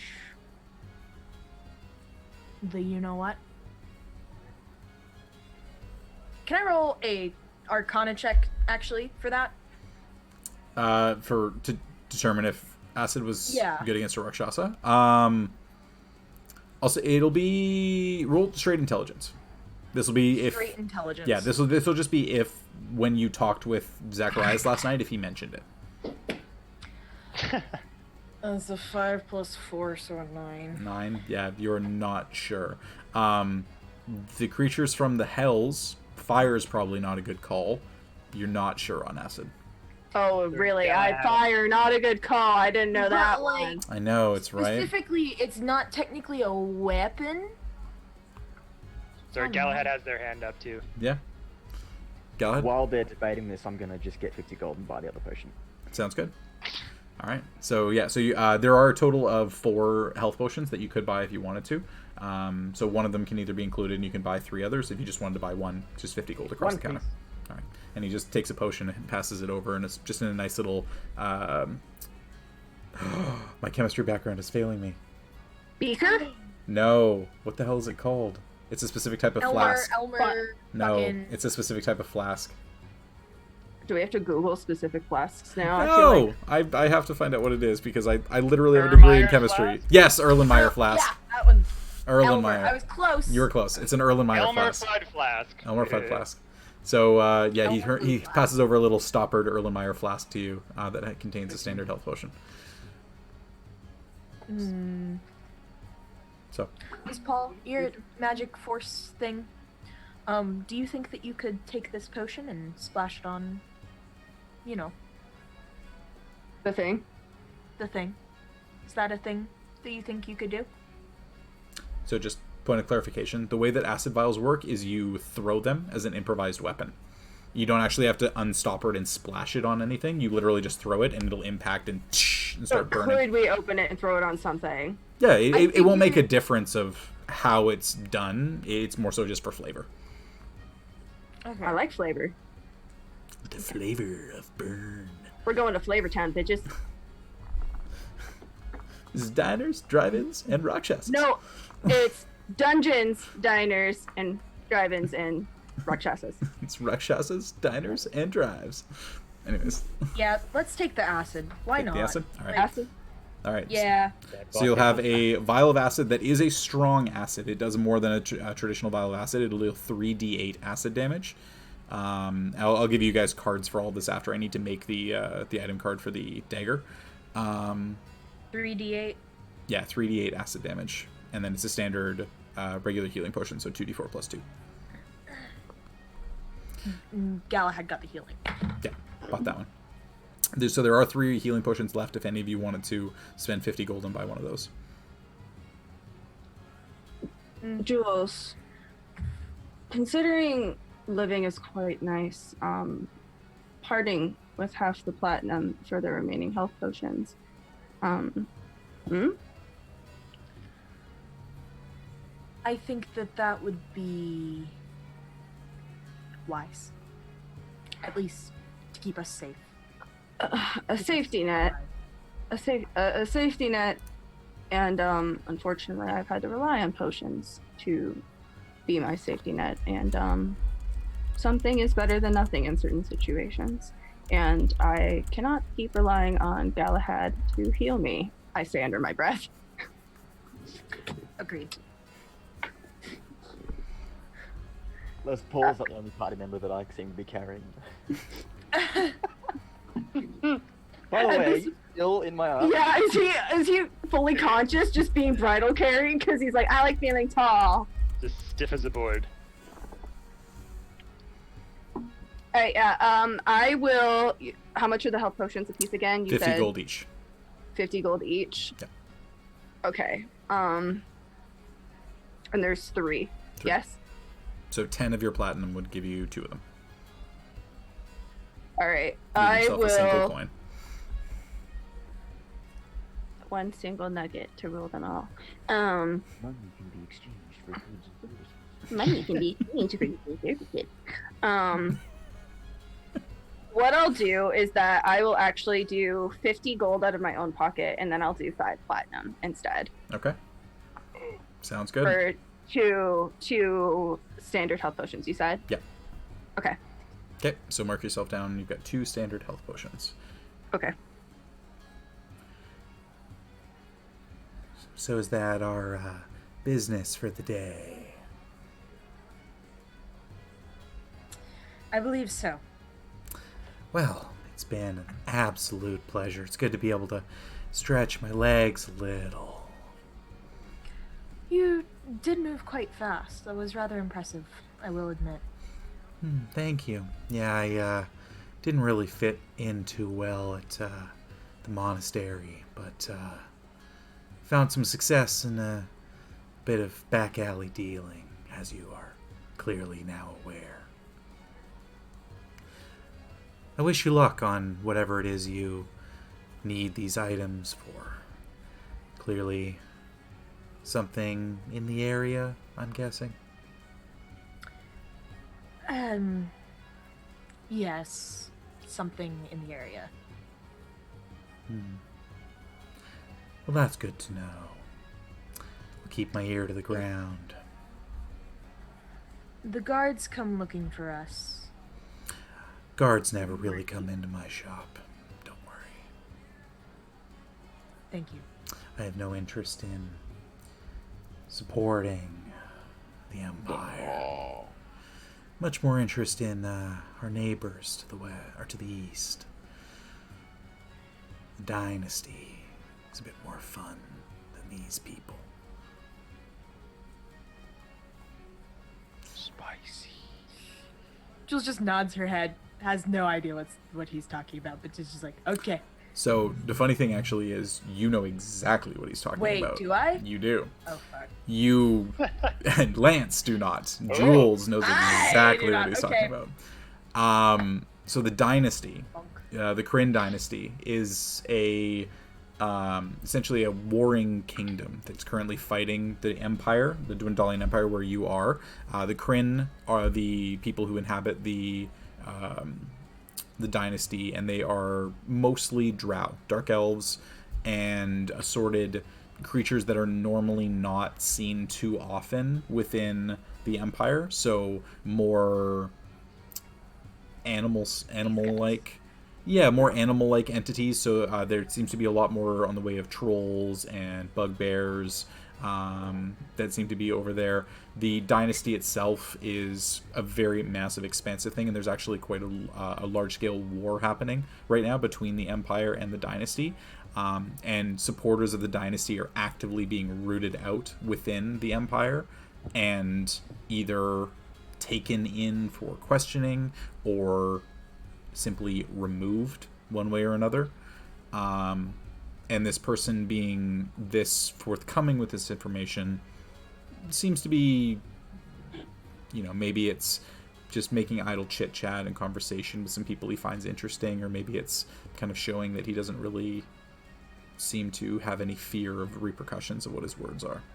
But it's more so interesting that this specific individual, with Felderwind being as close to it is with the border to where the dynasty is, that this specific individual with these items starts to make a little bit more sense, that some of these maybe came across the border, and that's how he was able to get such items in a city that is normally inhabited by, pretty simple farm folk.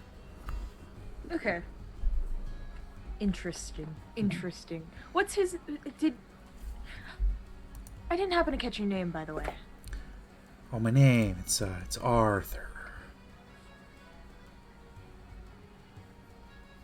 How it's pronounced? Got like 3 R's in there, or Arthur? Is there an H?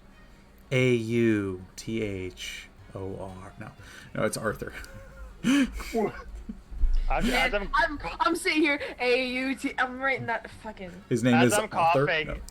and get some of my breath back, and my body starts to like get unfrozen in Galahad's arms. Just kind of like start to move around a bit and like look over, like, you wouldn't have happened to been in Barovia, no, at any point in your lifetime, have you? Don't know anyone who has. Barovia. It's not a city I've heard of before. All right, you remind me of someone very familiar. And just go try to stand back up on my own 2 feet.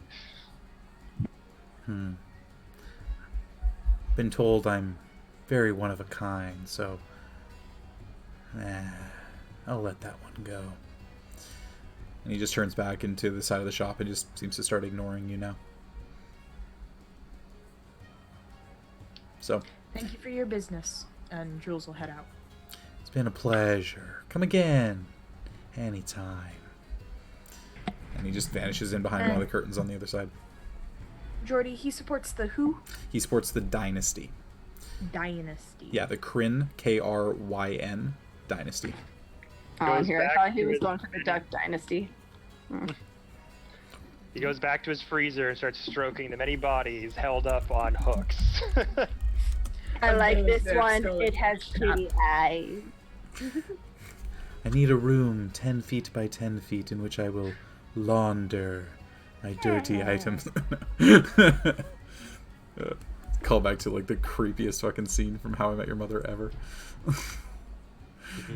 Anyway, so with that, you guys now having a new dagger, a couple of potions on the way. Nebula, we're going to cut back to you and Phelan. Escorting the bugbear, now in chains of some kind, back to the Fowler Manor with an accompaniment of about a dozen Crown's Guard at this point. You make your way up to the manor and... A dozen of them? Fuck. Yeah. So many. I'm not that dangerous.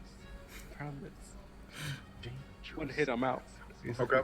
So, as we're at the manor now. Yeah, you're walking up to the manor. You've got maybe like 50 or 60 feet left until you make your way to the front doors. All right. Thank you very much. We'll bring him inside. Keep guard out here. The extra security would be most helpful, Gil. Now, remember, if you see someone that looks like the Watchmaster, do not be so easily fooled. This is not a time to be tricked by such a thing. So that's that tiger thing, right? Yes, the Rakshasa. Rakshasa. Okay. And if you encounter it in its true form, do not engage. Well, I'm going the other way. Don't worry about that. Like, old Gil has got nothing to prove. Excellent. We'll let you Now, take him the rest of the way. My niece and her compatriots, if are about they may be in danger too. If someone, you say, assumed their form as well as mine, there may be some reason they're trying to utilize or target the Fowlers. If you do come across them, make sure they are safe. Should we send them back up here for you? Yes, please. If they are not who they say they are, they will not easily be able to cross the threshold of the Fowler estate. Little bit of family bloodline insurance, if you will. And he just kind of like looks at the ground and sees that he's a couple of steps away from stepping inside, and instinctively just like, does the little shuffle step backwards. And oh, that's good to know. I'll keep my eye out, and I'll tell some of the others as well to look for her and send her home. And then he shoves Phelan. Now, let's have a look inside that mind of yours and see what exactly is going on. Have fun with that. And Fuck this. and he just the turns around. last thing I say to him is, who was Phelan disguised as? Because he said the name earlier, like, oh, that was Benji. Benji. And I look back and go, I'm unsure the whereabouts or condition of Benji, but you may wish to inspect their home or the area to see if they are in fact still alive. I'll get right on that. Yeah. Okay. Then I shove him in. Yeah, good luck. And he just turns and kind of starts to shuffle his way away as you close the door behind you, as Zacharias begins to descend the banister. And in Nebula's normal voice, holy shit, oh god. Whoo! The real Zacharias is coming down right now? Yeah, he's coming down, and I'm in his clothes, and I look like him, and I go, oh, do I see him? Oh yeah. Yeah, cool. I go, all right, so, long and short of it, you might have just saved these people, and you're gonna want like a tiny little scar here. I figure you can manage that. How's it going, Zachy boy? And you see, as he takes your form in, looking at a fairly identical version of himself, with the exception of a scar on his collar, wearing his clothes, standing in his foyer, without anyone around. His fingers kind of crackle with a bit of energy. Wait. And then he just wait. closes his hand and closes his eyes. Burst into flames. And he just comes down and just comes up beside you and just puts a hand onto your shoulder and squeezes just a little extra tight and return those when you're done. Oh yeah, not really my my type, but Just shut. I'm about to kill us. And that's going to be where we wrap up this week's session. Yeah. Holy shit, guys. Ugh. No, Jordy, you should have had him killed. You should have killed him. Right He deserved there. it. He deserved it. Oh, man. Holy cow. That was such a... What the fuck episode was that? Oh, that was... It was D&D, goddammit, and God. it's a game, and it's fucking hilarious. Like, just as a DM, this was a session where I literally had nothing planned. Because I had no idea what direction you guys were going to go. I'm like, this is 100% story-driven by the characters. I've got some people that they might meet, and that's about it. And we'll see where things go. And what the fuck was that? That was amazing. More times than not, your shopkeepers are always crazy strong or know crazy things. So I'm always like, poke the bear. What does this one do? It was just the guy in Barovia. I wanted to know what his thing was. I'm like, I'm sure there's a thing. He's being creepy and weird. Yeah.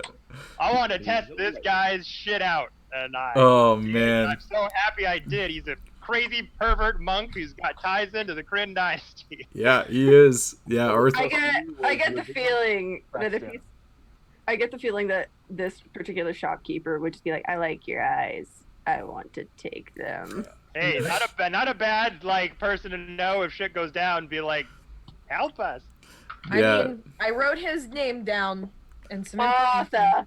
I'll give you a lock of my hair that you can smell. Just come help. No, he's not that kind of person. He's more the He kind of sounds person. like it. He's more the kind of person who used to be a circus or a what's it called? A sign flipper who had to wear makeup all day and then ends up going on a show that's hosted by Robert De Niro. And now, do you understand, Kevin? His name is Arthur. Oh my. Oh, He was acting very, not similar, but like he reminded me of the shopkeeper from Barovia from our Strahd campaign that was also insanely strong, that had like crazy magical items. He was totally the shopkeeper from Barovia was like this super happy-go-lucky fucking No, dude. I took that back. I was like, not the same, but like Oh, yeah. similar in that he was also like crazy strong. Oh, and, yeah. Like had lots of tricks up his sleeve. No, yeah, and like his shop, I thought the way that his shop and the way I described that gave it away immediately that this is like, who the fuck is Oh, yeah. this dude? Like, what I'm not- what is this shop doing in happy-go-lucky Felderwin? I know. I really enjoyed my. Is that dagger magic? Oh man, that was so good. That timing, that Yeah, fucking that was fucking good. comedic timing was insane. Yeah. That was stellar. So the basis behind the dagger, I'm going to finalize the details, but essentially it's a standard dagger, but it you can throw it at its maximum range without imposing disadvantage. That's the major thing. And then any creature that's within the 5 feet that in the direction that you throw it is going to take some amount of is going to make a dex save or take some amount of lightning damage. I think it'll be like 2d10 lightning, something like that. So it's a pretty strong dagger. It doesn't have a returning capability, but in the right hands, less. Maybe a Just like a lightning javelin, Yeah. one would say. pretty much lightning javelin, but a little bit more dexterity based if you wanted to go that What direction. would happen if Phelan with his returning daggers just duct taped it to his returning dagger? Yes! Just Let's let- Saying, Let's in find that return, shit out. Duct tape that shit. Get some solvent glue.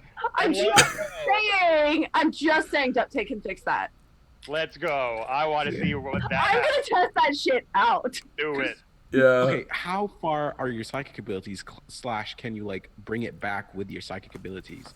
So like, can you throw the dagger and be like, "Rah," come back like Mjolnir? I and mean, shit? that's a Geordie call. I mean, my telekinetic reach. It's 30 feet, right? Yeah, I'm just looking it up. It is I think it's 30 feet. telekinetic movement.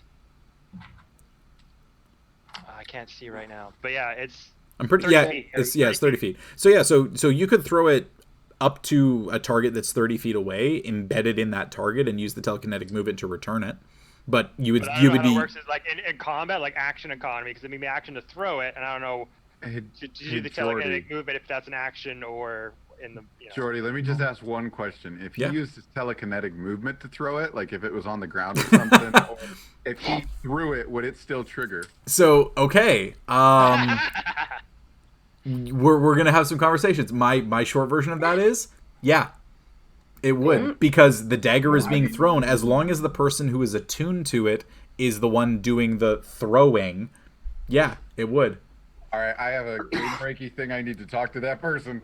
I will say that this is something that is that lightning effect, just like a lightning javelin, is a once a day. But this dagger does not require attunement, so anybody could use it in order to Can you activate just imagine all of us just round robbing a dagger? it. Just tossing it around and just oh man, that was super sweet.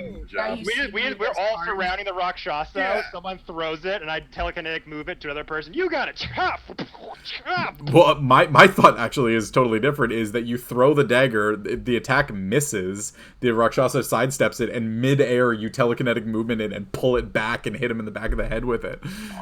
But Right. that would be a reaction though. Yeah, so this is what I mean, is that there'll be some discussions around like I'm pretty sure how this is going to telekinetic would be interact. an action. It's But the because- thing is that I have the dagger right now. The power's in my hand. Okay, so hang on, telekinetic movement 5e as an action. Yeah, so yeah. I don't know, So it like would have to be on my turn. yeah, it's kind of a weird thing.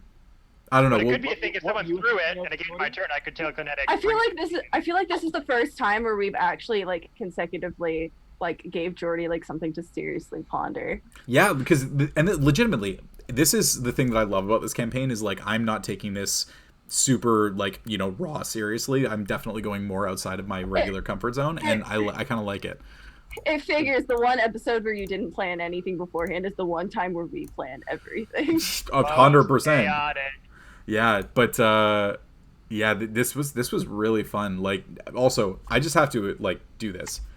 Corso, like, holy shit, man, that. And especially the like grabbing Phelan and like throwing him into the wall and Moose going along with that. Oh my god. That was the perfect combo of players and the right idea to do that against a guy that was like clearly, I don't really know about this, and just like fucking roll with it.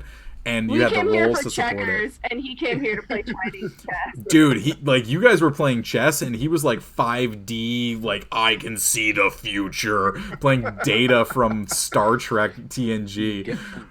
So was that scenario supposed to be like you were trying to like just as a DM, were you trying to pin the ritual on us to be like, oh, you're causing this, and then that scenario made it so like it naturalistically you uncovered a dark ritual, and now you have to tell it down about it. Well, the basis behind it was really whatever direction you guys wanted to go. Like, the ritual could have been something that you didn't find underground. You could have found it, and as you did, and seen what happened with the Watchmaster, and immediately went, fuck that dude, we're talking to the Starosta, and explained to him what was going on. This was just something where it was an open plot thread to see what direction you guys took it. With what happened in him disappearing, the Watchmaster has no way of backing up his own story. So basically at this point, anything you guys say goes until it's disproven. So it's kind of an interesting dichotomy to have. And with Nebula, leaning into it and taking that idea and running with the fact that Zacharias was at home and using those really smart usages and having the high rolls against somebody who was clearly not the smartest tool in the shed to begin with. Yeah, this was they don't stop coming, and they don't stop coming, and they don't stop like coming. Legitimately, it was great. Nebula's built to be this liar because while Nebula's got some powerful stuff, he's got some powerful stuff he can do, like in sort of mimicking Galahad, but actually all of his like roll stats, he has a +7 in intimidation and in deception. So you give him a chance to lie to somebody or threaten them, and it's very likely they're just going to move out of his way. Yeah. And that's how he gets through most of his stuff is move, bitch, get out the way. Like, yeah. Intimidation and perception is also something I was just like, if Margot and Nebula had to threaten somebody, there's no, like, they have to, like, roll a 29 to say... They are threatened. We are. You have imbued the afraid condition on this creature. I've never had to use it, but Yeah, I I got a also have +8 very to high intimidation. Oh, Jesus. So the whole party is just intimidate everything, except for, I don't think, Phelan, I don't think you don't have a high intimidation, do you? No, I have like a plus. Because it's a paladin thing. You can just take intimidation, and I was like, okay. That's awesome. Phelan's the tall, because Phelan, you're what, 6'7"? Wait, how tall are you?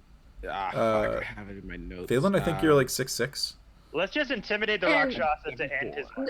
No, okay, so Galahad, Galahad is how tall? Galad's like 6'8". 8 feet. Oh, 8 feet. Yeah, he's huge. I was like, what is the maximum amount of height that I can have as a medium creature? It's that. I would just imagine Phelan in the back being the sweet cinnamon roll that he is, and all of us just lined up in a wall. I have like a +7 to deception and like stealth. Yeah. Like a +10 to stealth. Those I'm good at, but like intimidation, bro, gonna be like, what the fuck you gonna do? Try and like, bitch, what you I do? have a special button for when I'm it's called my sword. So with that, Corso over here, I'll shove your head in a fucking bag. Galahad, I'll smite the fuck out of you. Jules, do you want to see some real spooky shit? And Margot being, I'll set you on fire. And then Phelan going, guys, can't we all just get along? And then vanishes into a wall. Sneak attack, yeah. There you go. All right. We all just get along with like knives coming out of it. Knives coming out of the arms. Oh my god. All right. We've gone over our closing. Thank you so much. We're still alive. We're still live. Oh yeah, I want to see this out. It was great. So with this chat, thank you so much for listening to our crazy ramblings tonight. Thank you so much for sticking around. Thank you to all of the awesome raiders tonight. Laws Claws, thank you for the big raid there. Bunch of subs coming in as well. I'm just pulling all these details up. Actually, Bard, 10 gifted subs. What? Thank you so much for that. That's amazing. Yeah, and a bunch of other ones. Bonus Action Gaming with a nice raid as well. REPRPG, thank you so much for that. We appreciate all the support, you guys, and we love doing this, getting together every couple of weeks and just having some fun playing good old-fashioned D&D. So if you want to come back... Longsword. And you got a longsword. And if you want to come back, we are going to be back in 2 weeks, so that'll be on June 15th. Oh my god, it's June already? What the fuck? Yeah, that hit me like Happy a Pride truck. Month! Happy Pride Month! Pride Month! Yes! Dicecream Prides for everyone. Dicecream Pride. Yeah. Wait. But yeah, thank you so much to everybody for tuning in. We appreciate it. I love these players. I love you guys so much for having all this fun with me every other week. But for everybody in chat, stay happy, stay healthy, wash your hands, get vaccinated, and we'll see you guys very soon. See you on Saturday. Peace.